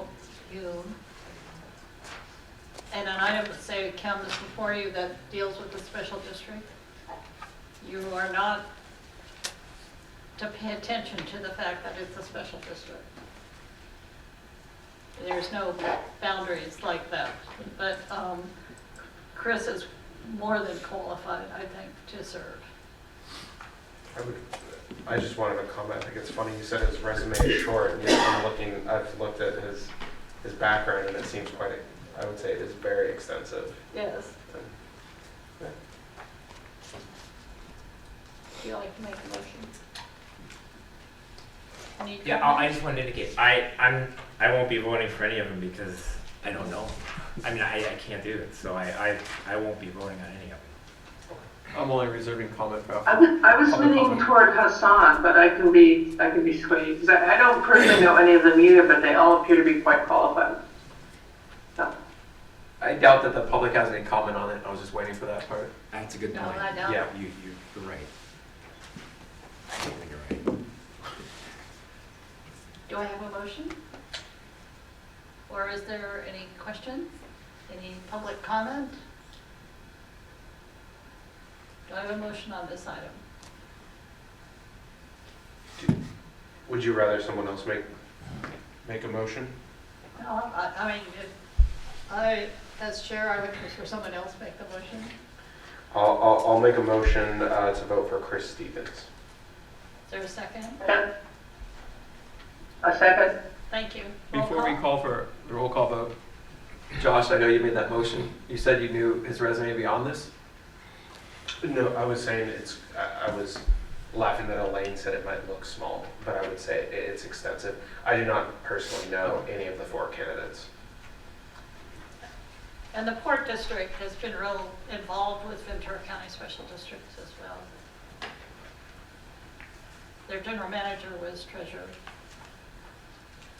Roll call? Director Dennett, Yes. Director Gray, Aye. Director O'Brien, Yes. Vice Chair Avila, Abstain. and Chair Freeman. Yes. The motion carries with a unanimous vote with Vice Chair Avila abstaining.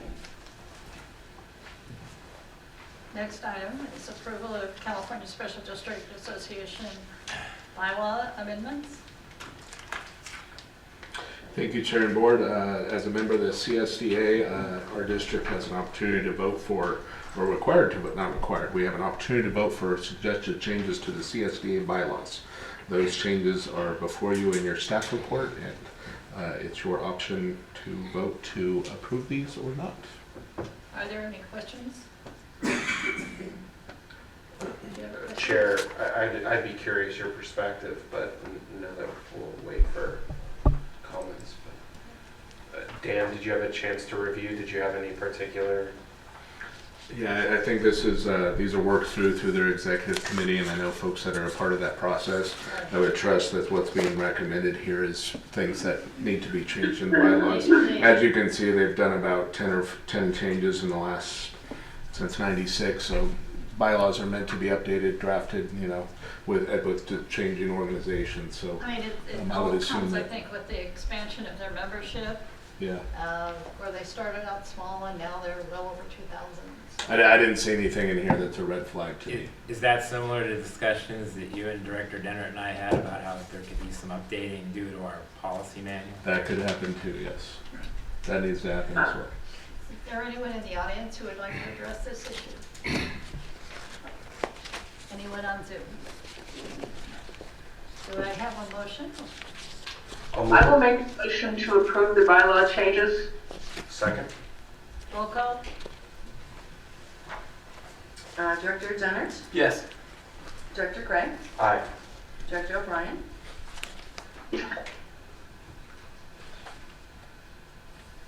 Was that a sneeze, Director Right. Brett? Yes, did you mean? No, that was a yes. Vice Chair Avila, Aye. and Chair Freeman. Yes. And that motion carries with unanimous vote. Item E, proposed Fifth Amendment to employment agreement between Rancho Senior Recreation Park District and the district manager. Thank you, Chair. Ms. Pennington will provide staff's report. Chair Freeman and members of the board, as you are aware, the board has recently conducted an evaluation of the district manager in closed session and negotiated the terms of Dan Pernick's contract. For your approval this evening is a Fifth Amendment to the contract, which has been prepared and includes a 4% increase in annual salary equal to $9,849.52.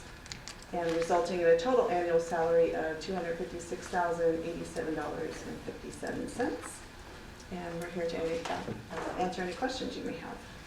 Does the board have any questions? Is there anyone in the audience that has a question? Anyone on Zoom? With that, are there any comments? I do have a brief comment. I mentioned this previously, I'll mention it again.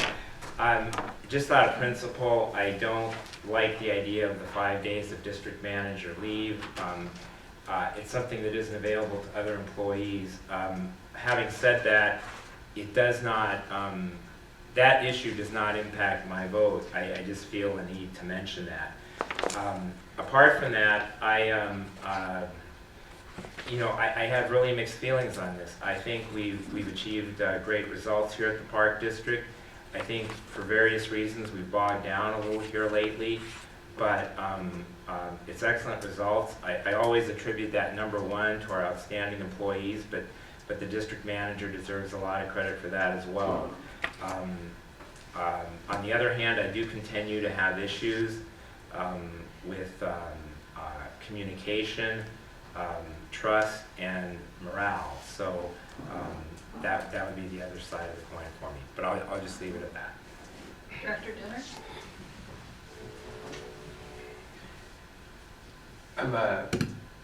Do we take public comment on it? We did. Okay. I'm happy with the progress that we've been making. Dan, I would give you a bonus if we could close on some of those open space deals we've been trying on. I appreciate your budget expertise because my experience has been, you don't say yes or no, you usually say something like, we could do that, but there's a trade-off, and I appreciate that type of feedback because it allows a board to create a vision, but it allows your expertise and your staff's team to keep us within what's possible. And then I would suggest when you have leave that you take as much of it as possible, and when communicating with the board, I'm totally flexible. If you tell us, Brian, I was about to sit down to dinner, but can I call you back? And sometimes that might be, if it's pressing, later that night after dinner. Maybe it's the next day. Most things are not an emergency, and I think it sets a good tone for work-life balance for the people that you leave. So if they see you doing that, then they might get the idea. If Dan could put Brian off when he calls during dinner, then I could put Dan off when he calls me during dinner. If it's not an emergency, most things can wait. So I'm pleased to support this. Director Britt? I know I've shared plenty of my comments. I'll keep it very brief. Appreciate all the work you do, the leadership you provide to the district. I would echo Director Dennert's comments. And as I said, I think in closed session, I'm happy you're here, and I want to keep you here. Appreciate all your work and your leadership. Thank you. Director O'Brien? Yes, I'd like to echo what Director Gray said, everything he said over again. I also think I don't have a problem at all giving the district manager an extra 5 days. He's available to us like 24/7. And to deny him an extra 5 days to sort of compensate for that, nobody else gets it, strikes me as a bit socialistic. That's my comment. Thank you. I'm sorry, that was really good. No, this is a really serious issue for me, but that was outstanding. Thank you. It's true. Yeah, okay, good. I just think that the district is really, really lucky to have Dan as our general manager, who cares about the community, not just the Park District community, and is very much a part of the community. And it's been my experience over the 6 years dealing with him. I can always trust what he says. Unfortunately, I'm sorry that you can't, but I haven't had that experience, and I just want to thank him. So, do I have any comments from the audience, from anywhere? No. We did Do I have a motion? I'll move approval. I'll second. Roll call. Director Dennert. Yes. Director Gray. Aye. Director O'Brien. Kate? Yes, yes. My internet connection is very unstable right now, but yes. Vice Chair Avila. Present. And Chair Freeman. Yes. The motion carries with unanimous. Chair, if I vote. could, I just thank you, the board, for the support. I couldn't do it without our excellent staff who are working with me and how busy we are and all the projects we have going on. But I did want to mention, and we've talked about this, is the kind of the evolution of the district. We've had a lot of changes in the last 4 or 5 years, a new building.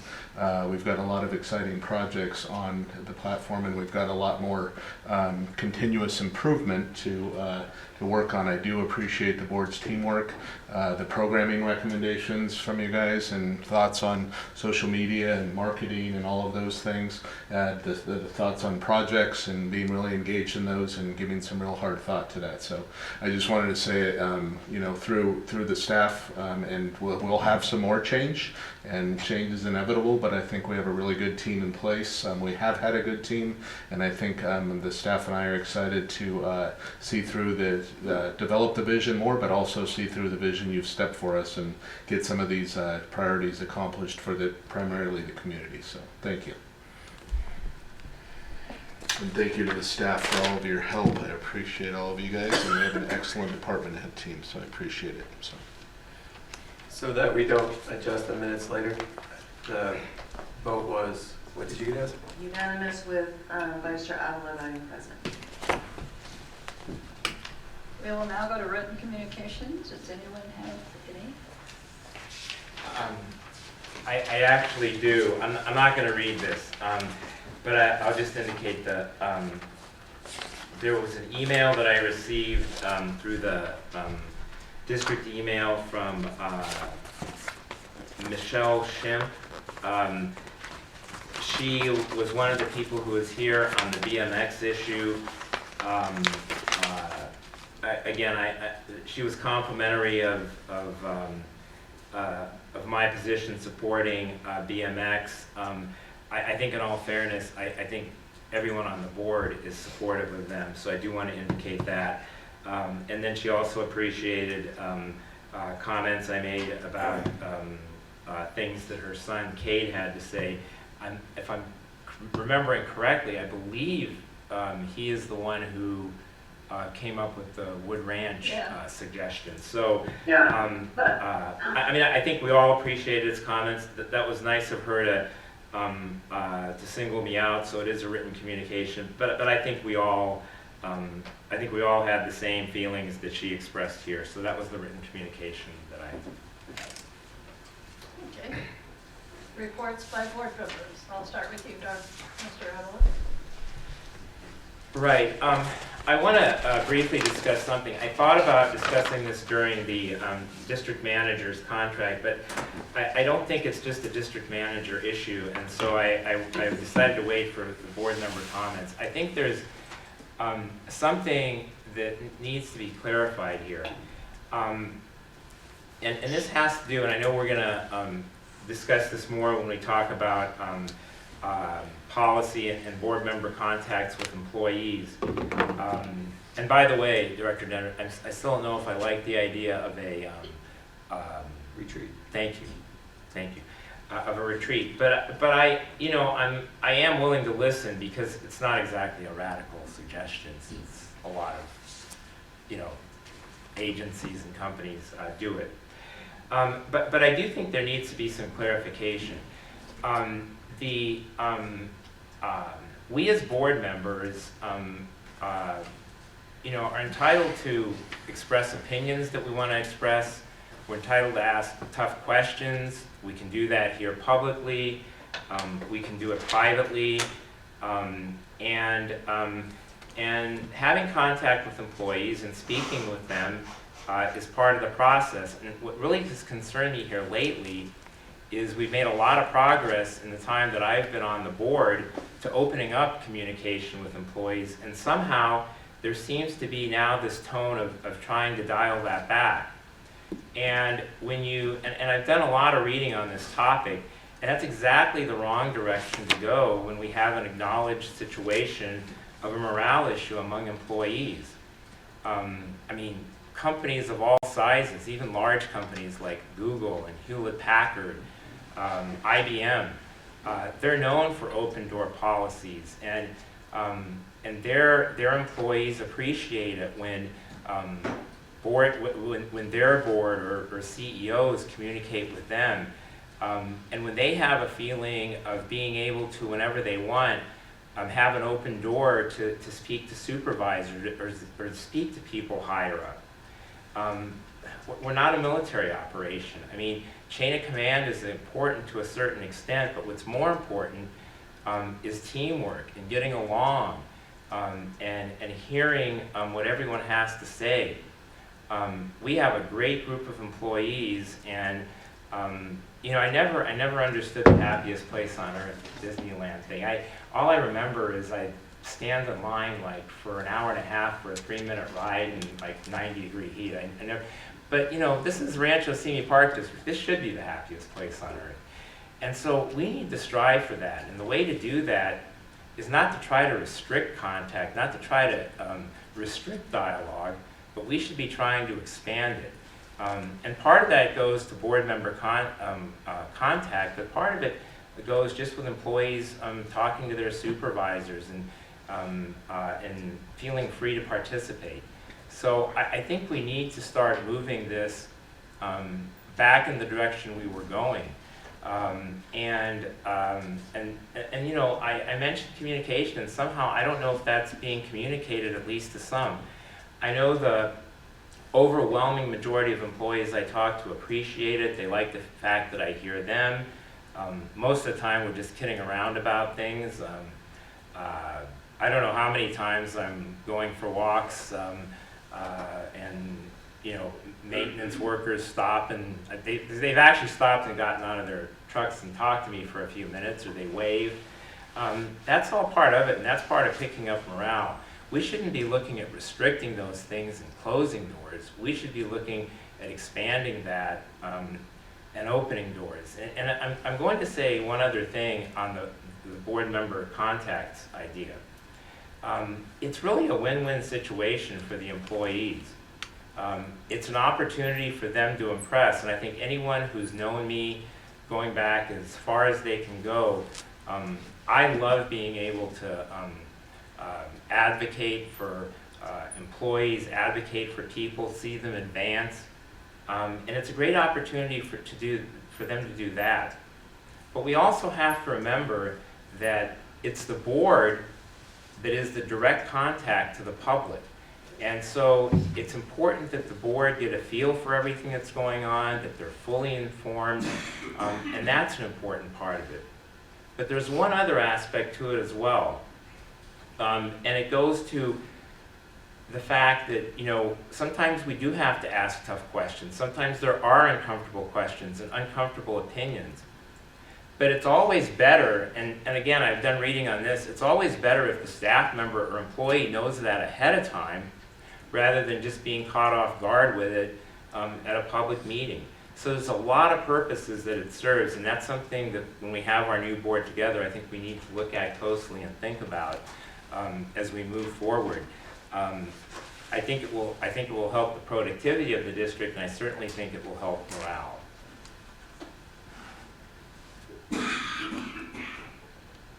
So we had, Director Denner and I met with the golf consultant. My comments on that are, actually, I was actually, it seems like Director Denner, I don't want to say 100%, but we have largely the same vision in the information we'd like to get back from the golf consultant. So I think it made for really useful and informative conversation and providing direction. I thought they were great. I learned things from them that I didn't know before, so I thought it was an excellent idea, and you know, as it turns out, I think it's a really good thing that we went with the golf consultant. I initially suggested it, and then I wondered, well, do we really need it? Is it worth the cost? But I think it is, especially after that meeting. And I hope I still feel that way when we get the input back from them. Hopefully we get what we paid for. When we get to your comments, Dan, Deer Hill pickleball courts, just curious on the timeline for when they'll be completed. I will indicate that I do hear from time to time concern about the fact that the condition of the current courts is deteriorating even more than it already was. So I think the hopeful thing is that the timeline is really soon that they're done, but if it's not, if there's something that can be done in the meantime, and I'm just relaying information. It's been months now since I've seen the courts, so I don't know how much worse they are or if they're worse, but that's what I'm being told. But more than anything, when you read to your report, if you can give some sort of timeline on the pickleball courts. And then BMX. I have had some contact, a couple people contacted me from the BMX community, but more just my own observation. I am really interested in the Wood Ranch location. I know that right now it's planned, I believe, for a community center and a pool, and you know, we're renovating the pool area that we have right now as it is, so we're throwing budget in that direction. In my whole time on the board, I don't think there's one person that's ever approached me privately or in public that is pounding the table for a community center there. And there is definitely unfinished space there, and if it otherwise would work, I think it would be a great location. It seems like we wouldn't have the same environmental issues there, you know, as far as neighbors and all of that, that's going to be the case anywhere we put the track. So I would like to see us maybe look at that really seriously. And when you get to your comments, Dan, if we've looked at that any further, and if that is a promising thing, or if we know that it isn't for some reason, just a little more input on where we are as far as the Wood Ranch location is concerned. I know whatever we decide on that, I really would like to see us move along. I know we have a lot of projects going, and I don't want to inundate Wayne any further. You know, we had something here tonight that I thought was great. We had a team of 3 people that don't usually work together, and they came in with a great report on the safety cameras. You know, maybe there's a way we can put together a team of people that can just specifically work on BMX, something to get that going, because it's always been a priority, yet because we don't have a location for it, because we're not sure the direction we're going, it sort of winds up being further down on the priority list than what we've expressed at public meetings. So I would like to see that move along wherever it is, and then again, when we get to your comments, I am curious about if we've looked any further into that Wood Ranch location. Director Denner?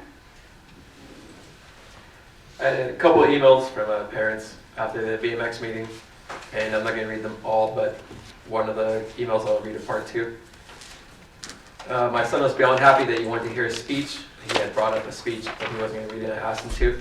He came to our meeting, so he said it made him feel heard, When you came up to him after the meeting, he was thrilled to know you were on his side to see things happen. He told me afterwards, I really trust him to help us, and maybe he will come ride on the new track with us. I don't do jumps, but the rest of it's fine. The reason I bring that up is that's a lot of pressure because that means young people believe in us to deliver on those things, and I don't know if they're possible. And part of me thinks like every time we bring it up, then nothing happens, we create ill will. But at the same time, if it does happen, it's so important to happen that we should keep working on it. So when I see emails like that, it puts more pressure on us to get it done. Dan is a part of talking about Wood Ranch as a possible location. I'd like us to explore maybe starting small, like whether it's a neighborhood issue or a budgetary issue or whatever it might be. If we've got a big space in the middle, maybe we don't build a track immediately, but we allow the community to start building something. Like that's how most BMX tracks start, not the official race tracks. And then over time, maybe it could develop further. You know, maybe the neighborhood says, oh, this is fine. It's working better than we thought. And then the permissions that we might need would come to us. But just as a possible strategy. I went to the Santa Monica Mountains Conservancy. We took a field trip tour of the bridge and got to know more about it. And at the meeting, we voted on sending a letter. As a heated conversation, I try to steer towards not killing a project with too many add-ons to it. But at the same time, I was not getting any support from that or any emotion on that. Like the definition of a high-speed road is, well, it's anything over 25 miles an hour, so that's pretty much every road. So anyways, my point that though is in the wildlife corridor, I do understand my belief is build things, but we should keep in mind that it is a wildlife corridor. But at the same time, there's got to be ways to improve projects without just denying them. The reason I bring that up tonight is with BMX and with the suggestions from the young people that believe in us to do something, I don't think a BMX track will be built on city property for a variety of reasons. I believe the city, by delaying the project this long, is added to the bills. And eventually it won't be, even if they came to us and said yes, the answer is actually no. And the reason is there's going to be add-ons and contingencies, and you've got to do this, and then one more report and one more permission.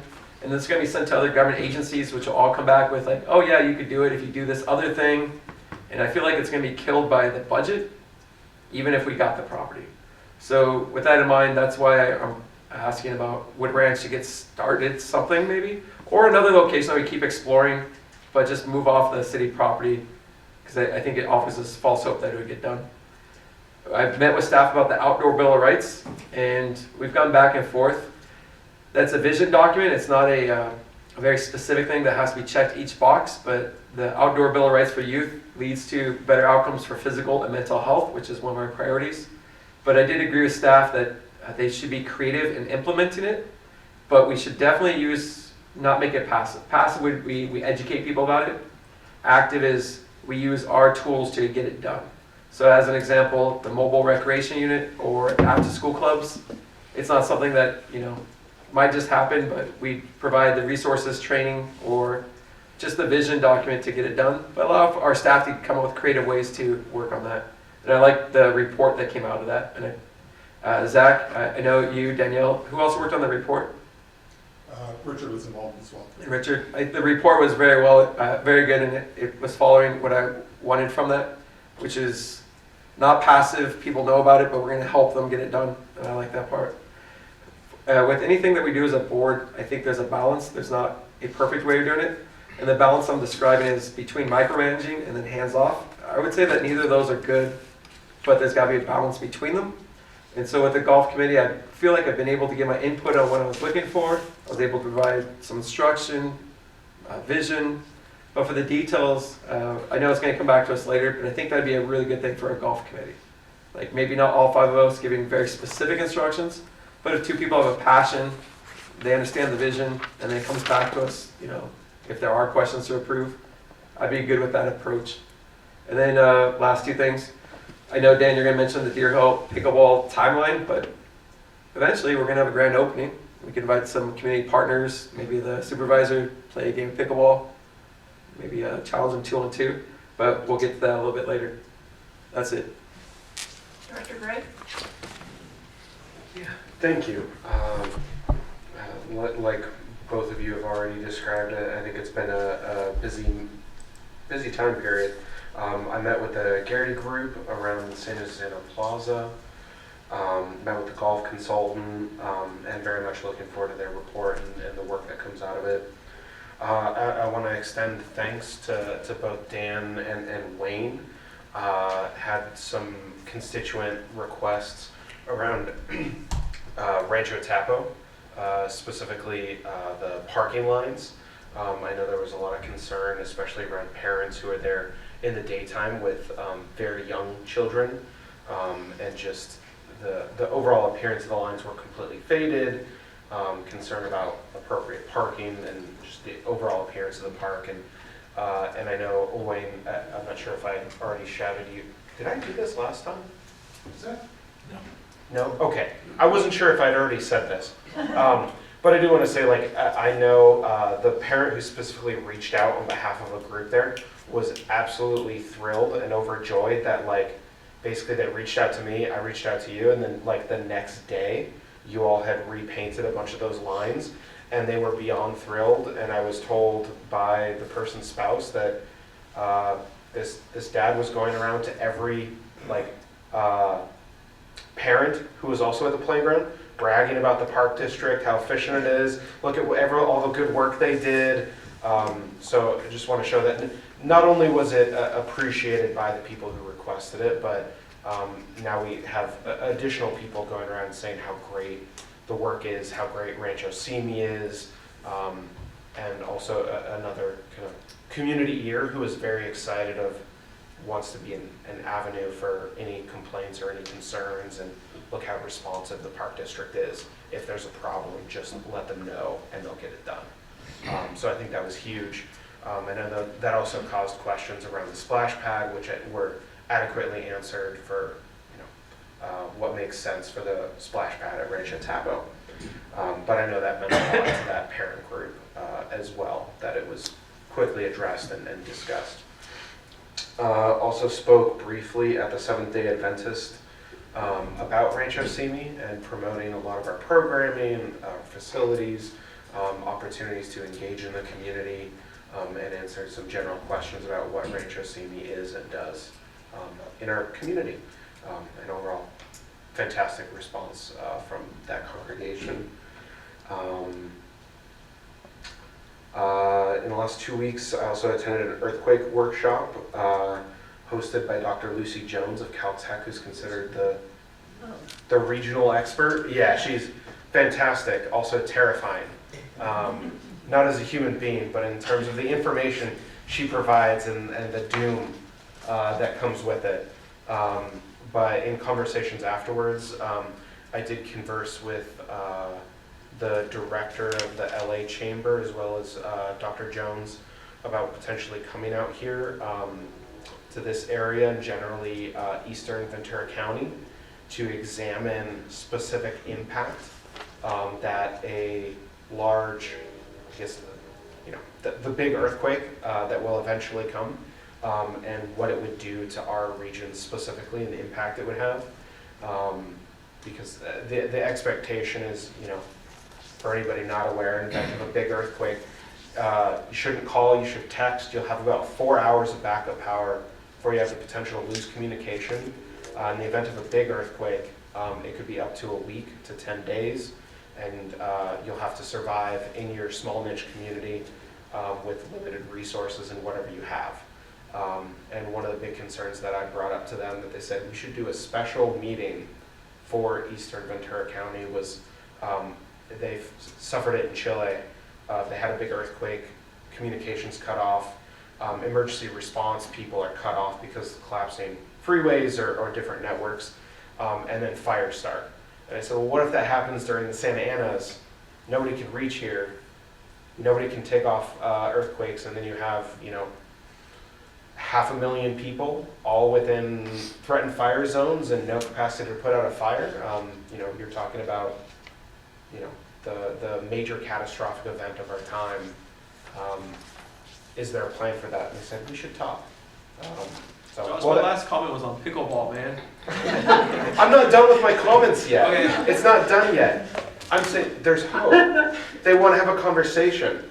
I just want to say congratulations to all those who've already found out about the election results last night and those who won. And Dan, I hope we can still potentially send out letters of congratulations to our partners, both within Simi Valley and Oak Park, but also neighboring park districts. We'll do that. I really like the idea. I'd like to get a chance, we can all sign it, maybe the new board members too, staff. Yeah. I think I carded a bunch of signatures, knowing it's from all of us. Yeah, this is the one type of letter I approve of. I think that's an excellent idea. And then lastly, the great news, as everybody's hopefully seen, the Dodgers won the World Series. The Dodgers won the World Series in dominating fashion. Not only kings of the West, kings of the National League, they are in fact champions of the world. And as the Dodgers themselves acclaimed, all of LA is champions too. Your time is. So, world champion speaking at the moment. It was absolutely wonderful, a sight to behold, and it frees up a lot of my personal time now that they've won, job done. I can have my personal life back. Should we send them a letter? So Absolutely. I was telling Josh, this really bothers me. I was telling Josh on the break, I am not a Dodgers fan. I do not like them. But my wife, Jill, is a huge Dodgers fan. I was with some friends just trying to have fun playing poker with the TV on when the game they won the World Series. I'm trying to play poker. I'm trying to have fun. And my wife at the end of the game is like texting me blue hearts. I mean, this is, I didn't need to hear any more of this. Freddie Freeman, game one, largest comeback in World Series history. 5-run deficit. All right. And I just want to say, I was able to go to the parade, and the maybe 10 seconds I saw the players, best moment of my day. They drove right on by, and when they say there were 250,000 people, I completely believe that. I was stuck in downtown for 6 hours. I could not get out. But it was amazing. That 10 seconds among 6 hours was almost worth it. Well, wait. I won't be doing it twice. No, if for 10 seconds for 6 hours, so I shouldn't be feeling bad about Disneyland anymore. Is that You should not be feeling bad about Disneyland. But that'll conclude my report. Thank you. Director O'Brien. Yes. First, I do want to say go Dodgers, even though I am a Giants fan. I am willing to root for the Dodgers when they're playing, as long as they're not playing the Giants. So that was good. And I saw the parade on TV too, and it was at least 250,000 people. It was like kind of amazing. And it was really cool. They're all gathered for a happy reason. There was no rioting like a riot. It was a celebration. So that was good. I like that. In addition to that, I also met with the golf course survey consultant, and I still have mixed feelings about the whole thing, but I'm looking forward to seeing their report. I met also with the developer for the Chapo Street and Street Inlet on the southeast side of one area. They have some concessions they want from us that I have some mixed feelings about. So actually, that's a question. Dan, do you know the status of that situation? Are we going to have, is this going to come in front of the board? Yeah, it's scheduled for the board meeting on November 20th, so your next board meeting. Okay, all right, good. We can talk. Okay. The street fair as always was great. Weather was perfect, and people really do like that, our spinning thing with the prizes. It's really, I like that. People like it. Grown-ups use it. Everybody does it, so it's good. Historical Society annual potluck was in our future activity center in our main building here in the district office. It was freezing in there still. I guess we still don't have any heat, do we? What's the status on our heat? There's no heat. Yeah, we're expecting to get the unit. It's really cold. Right. Not as cold as last time. Yeah, it was cold. Yeah. So we have the unit is scheduled to be installed in the next several weeks, we hope. Oh, good. We also had the Historical Society monthly meeting on Monday. We had all, one thing that happened is the Heritage Halloween had 800 people at it, which is huge. That was good. It was the same day as the Pancake Breakfast, so I think it was a really good event. the dead, Dia de los Muertos. There was some discussion about not doing that again because there are several Day of the Dead celebrations around the area, like lots of them. And we were discussing it and thinking it might be a better idea to concentrate on the Steampunk Festival, which will be in September, I think, this coming year, because we can make more money at that. And that's something.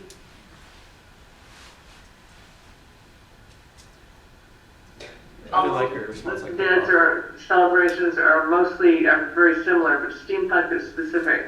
And we can make it specific to Simi Valley, and which means nobody can compete with us on that, and we could probably make some money doing it. So that seems like a really good idea. So that was the Historical Society meeting. And I have one more comment. Yes, I have one more comment on the BMX track. I thought that it was a kid that came up with the wood ranch idea. I put it in the job description of being a kid is to point out the obvious things to grown-ups that they miss. That was one we missed, and a kid pointed it out, and I hope we follow up on that, at least explore the possibility of using that. And those are my comments. I very much enjoy Day of the Dead, but I do understand if it's revenue loss and we're not getting the volunteers or something. Yeah. And it seems like a lot of work, and if you can do a lot of work and do something that's just as much fun that nobody else does, you can make money at it, I think that might be a better idea. Just a thought. Okay. I met also with the golf committee, and I think it was a very good decision to hire them and get their perspective. David is very qualified, but his time, and I think that it'll be interesting to see what kind of recommendations come out of the consultants. Also the street fair, I'll tell you, the rec leaders that were there, they were doing such a great job. I was in another booth and came down to work there, and I was trying to help, and they were all said, no, we want to do it. So I didn't stay as long as normal, but the kids were having fun at the wheel like they always do, and the craft that was set up where they make their, decorate their bag for trick-or-treating, I thought that was a great idea. And kids have fun. Monday, we had a meeting. It was Dan, Zach, and Sandra and I with Oak Park school superintendent and a couple board members and their staff. And I considered it, the superintendent's new, but I thought it was a good discussion and good meeting. We talked about the history, the relationships in the past, primarily to how important it is for us to work together because we all represent the same people. And our whole goal, they live in the community, the people on the school board, and they're there every day with the residents. And so we really had a good discussion on both fees and facilities and uses and how to provide the best service for the community, because that's really what it's all about. The conclusion was that we prepare a list, which we already have, by the way, and staff would meet together, and then the superintendent and Dan would go over the list and then talk to their school board, their board, and out of that could come either a new agreement or a procedure agreement on how facilities and fees would be paid, so that there is a true understanding of by both agencies, so it works better together. And I think that as a board, as they're an elected board and we're elected we have to respect the job they have to do for their school district. I mean, they have to watch out for their own issues. And I think we should respect that, not criticize them. They were a little, I'll be candid, they were a little offended that there were negative comments came from our board. And so I think we worked through that. And I think the staff will get back together with the staff, with their staff, and ultimately there'll be a discussion at their school board. But I think it's important for us to realize and respect each other for the jobs we have to do in our community and for our agencies. Dan, I don't know if you'd like to add anything to that? Yeah, I was going to report on that out during my report, but I can add it now. Yeah, I think we pretty much ended where are we going to move forward with the joint use agreement or without? And the superintendent asked for a little time to give some feedback to us on which direction they would like to hear. So I'm due to call her in a week or two to figure out which direction they, as a school board, may want to go. So that's where we are.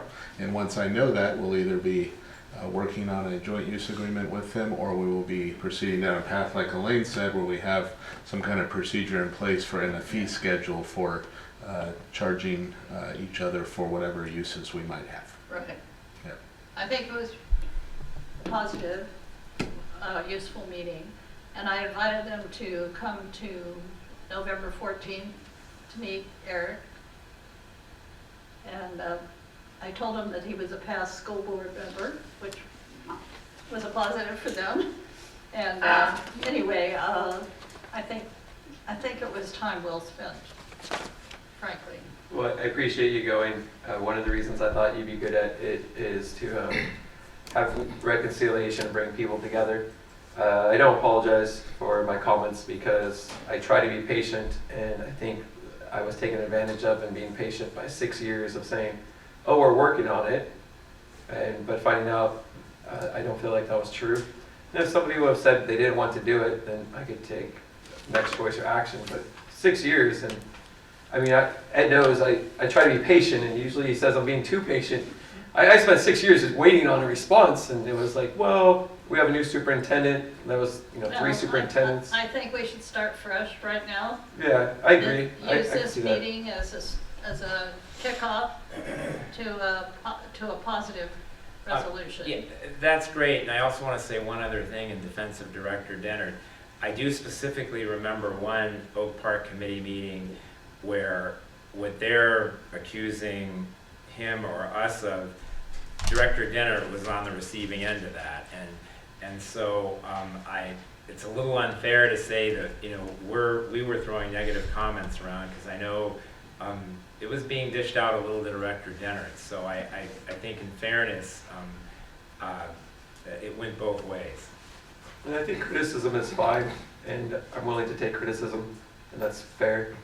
And I'd point out, Deer Hill pickleball is not related to a joint use agreement with the school district, so that should not come up in a conversation unless that's... No.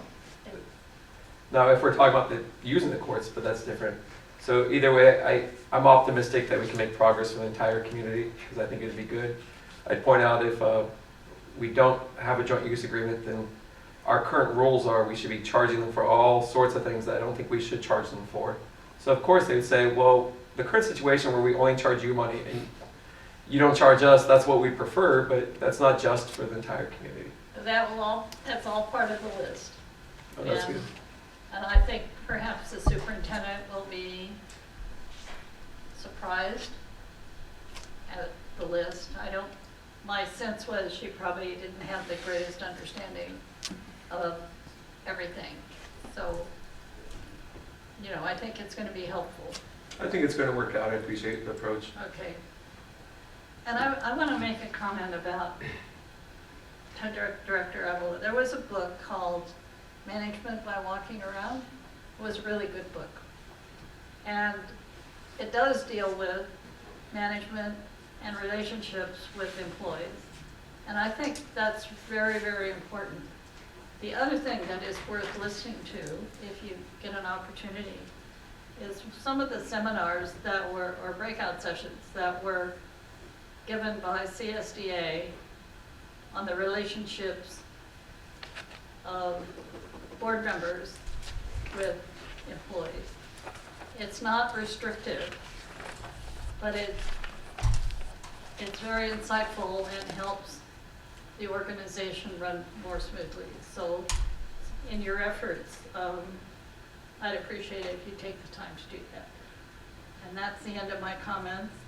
Report by... I just want to say one thing on that, but then I have a question for the district manager on a different topic.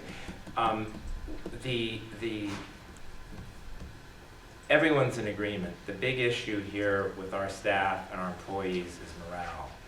And I've read article after article, and the best solution to solving morale is to getting employees involved, communicating with employees, and hearing them out and having an open door, not shutting the door.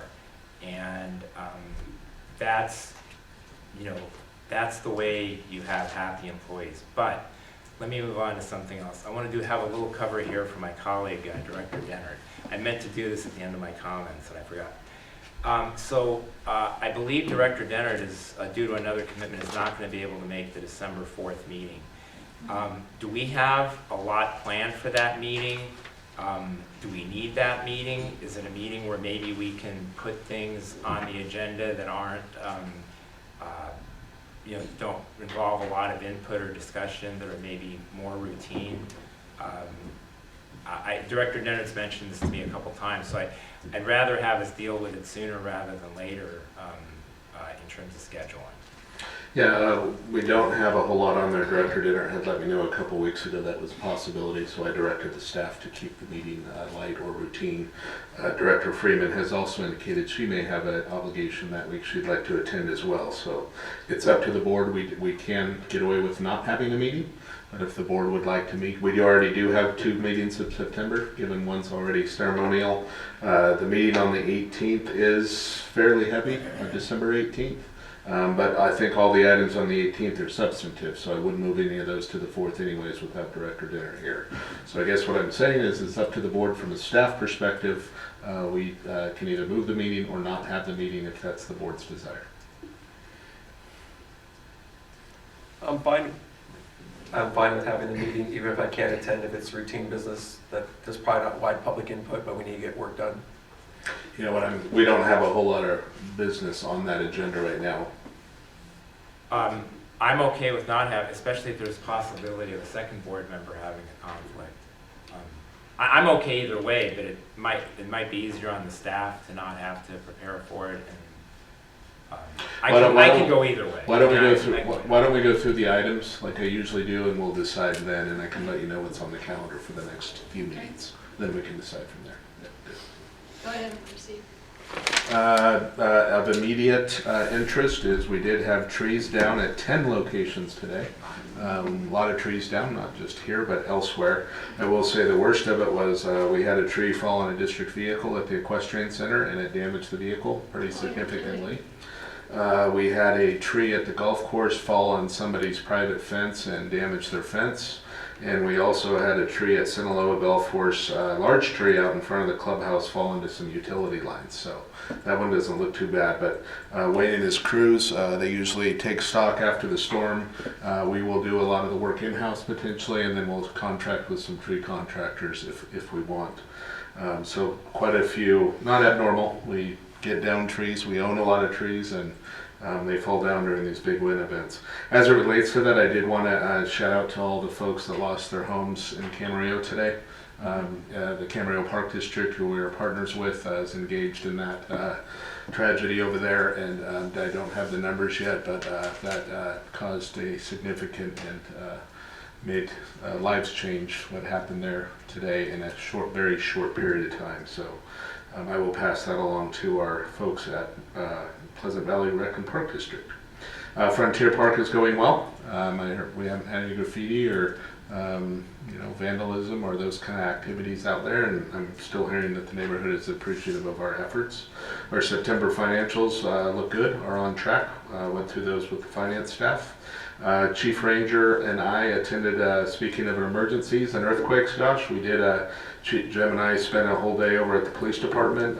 The particular title of the training this time was continuity of service, or continuity of emergency response and service. So we went through a day of training on that in different scenarios, including earthquakes. Teresa and Chris, the accountant, and I attended or listened to a state of Capri. Capri is our insurance identity, our insurance pool. They are in a good financial condition, so it's good to hear the big picture, and things are well at Capri from a funding perspective and being a part of that pool. So it was a positive response through Capri. The joint use meeting, we mentioned, I was going to mention that as well. I think we are either just waiting feedback from them. Do they want to go down the path of creating a joint use agreement and sharing facilities, or go down the path of issuing permits for individual things that we may want to use on each other? So I expect that I'll hear back from them in a week or two. I'll call the superintendent over there. The Rancho Santa Su administrative adjustment, which is the planning review, initial review, and hopefully approval of the Santa Su park design, is still scheduled for the 20th, I believe, November 20th. So Wayne and I will be attending that. Is that an administrative hearing with staff? Yes. And do you know what time that is? I don't have the time. Okay. I can let you know. Zach and I and Sandra are going to meet. We've been invited to the Friends of Oak Park board meeting on Friday at 4 o'clock at the Nature Center. So we're going to meet with the Friends of Oak Park board and talk about projects and status of the natural environment over in Oak Park. Veterans Day ceremony. It's like Ed has indicated, it is an awesome event, and that is scheduled for Monday at 11 a.m. As usual. And Wayne and his staff have done an excellent job on preparing for that. He's reviewed that with me. We do have our Oak Park Community Outreach meeting on November 14th. We did mention a higher level conversation than detail, Ed, on a fiscal discussion, but you guys had previously asked to have as a part of that. And then we also put on the agenda introductions of Eric Lundstrom to the community. So we've invited the school board, the MAC, other folks in the community who've been engaged with us. Did you adjust the time at all, or? I think we went a little later, and we're going later. And is it 4:30 to 6? 4:30 to 6:30. 4:30 to 6:30. So we have a Knowles Playground equipment dedication tentatively scheduled for Tuesday, November 19th at 3:30. The staff's putting that together and an invite list for folks in the neighborhood for that event.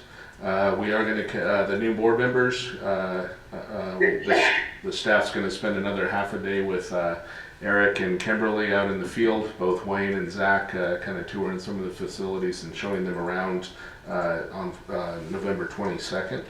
I'm going to be out of the office the 3 days of Thanksgiving, and Zach will be the acting director or general manager that week. Deer Hill Pickleball Courts. So let me do BMX first. BMX, Wayne is working on a conceptual feasibility for the two locations. One is Sinaloa and one is the Wood Ranch area. And then also I had not had a conversation, but and in touch with Waste Management as well. So we're scheduled to bring back that in January. I thought that might be a good time too, because we have the two board members who have an immediate meeting on the 18th, and then I can brief them and get them up to speed on the issue in January. So that'll be on one of your January meetings. Relative to Wood Ranch, a previous board did review all of the community parks, and at the time staff got the direction not to put a BMX track in any of the community parks. which would include Madera. So we, at that time, as I understand it, there was an in-depth discussion about doing that in the community parks, and there was a decision made, again, not by this board, I think a previous board, not to pursue that at the time. So that being said, that doesn't mean that that can't change. Relative to the Wood Ranch location itself, like I said, Wayne is going through all of the technical issues with that, or technical feasibility from a planning, master planning, specific plan perspective.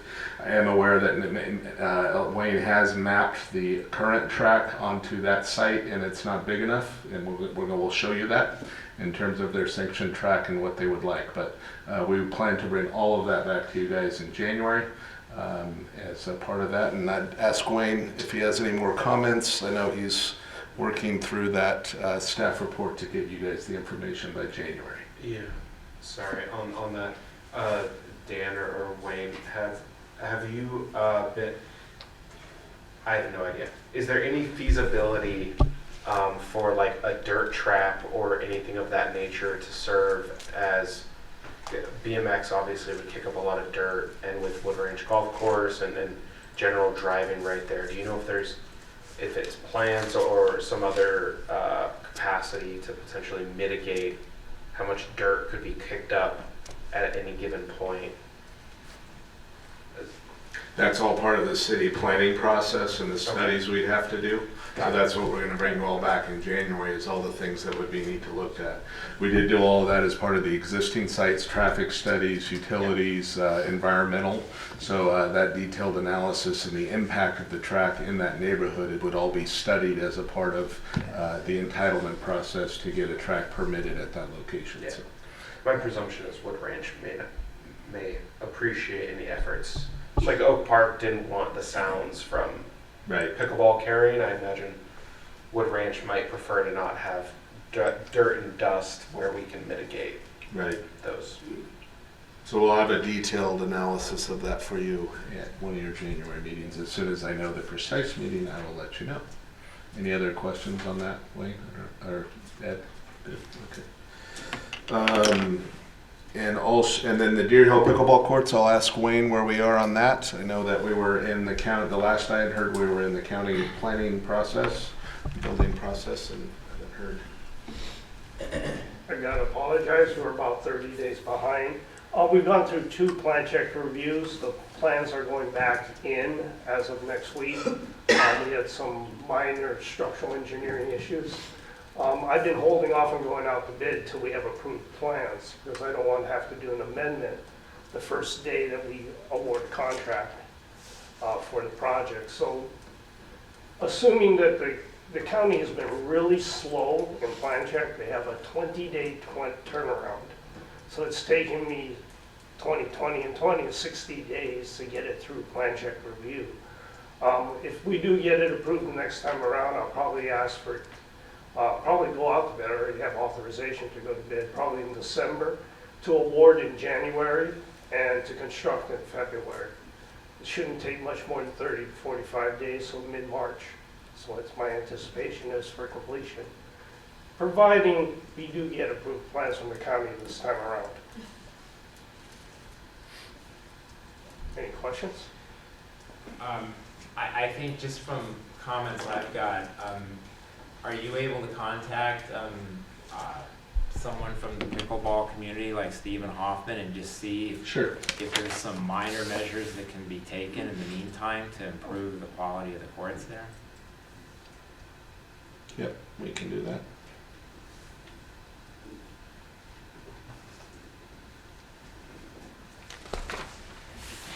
We will reach out to Stephen tomorrow.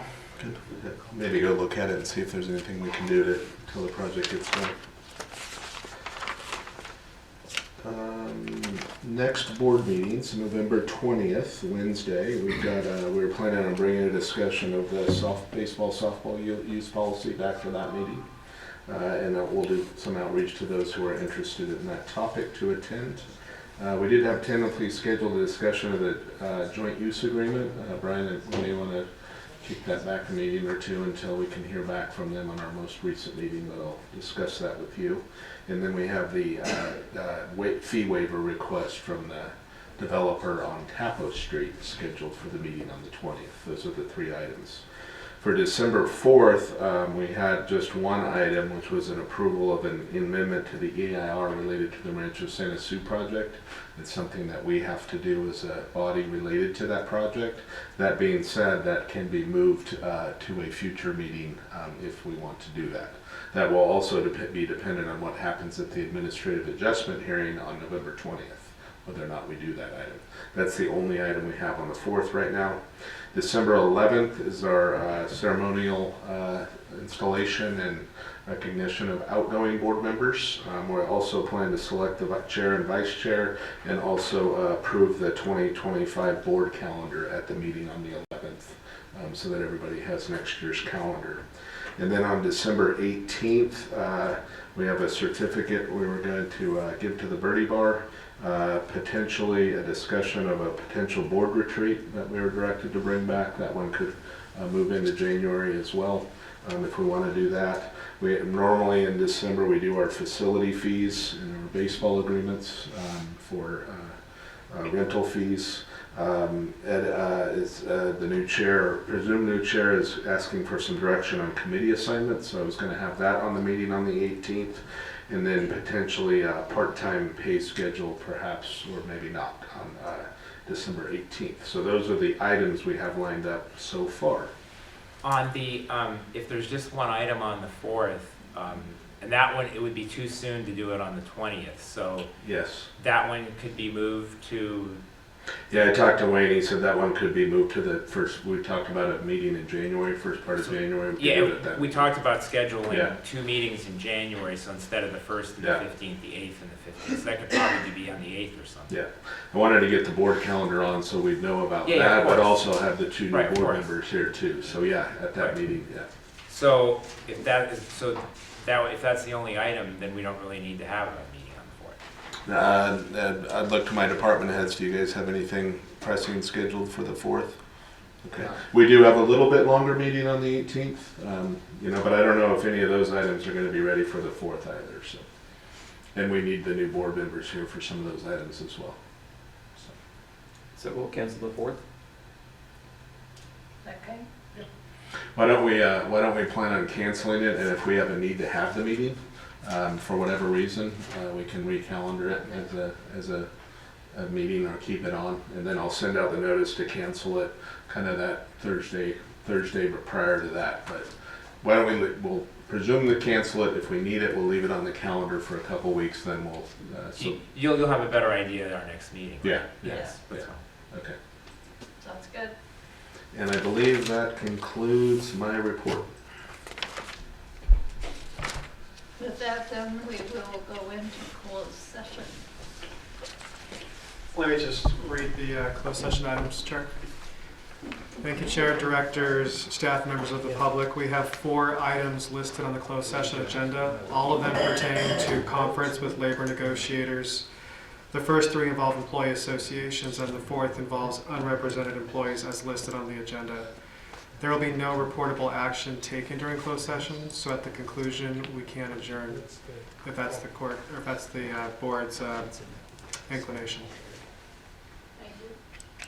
So we will go into closed session now. Yes. Shouldn't be very long. Recording stopped. Just leave it.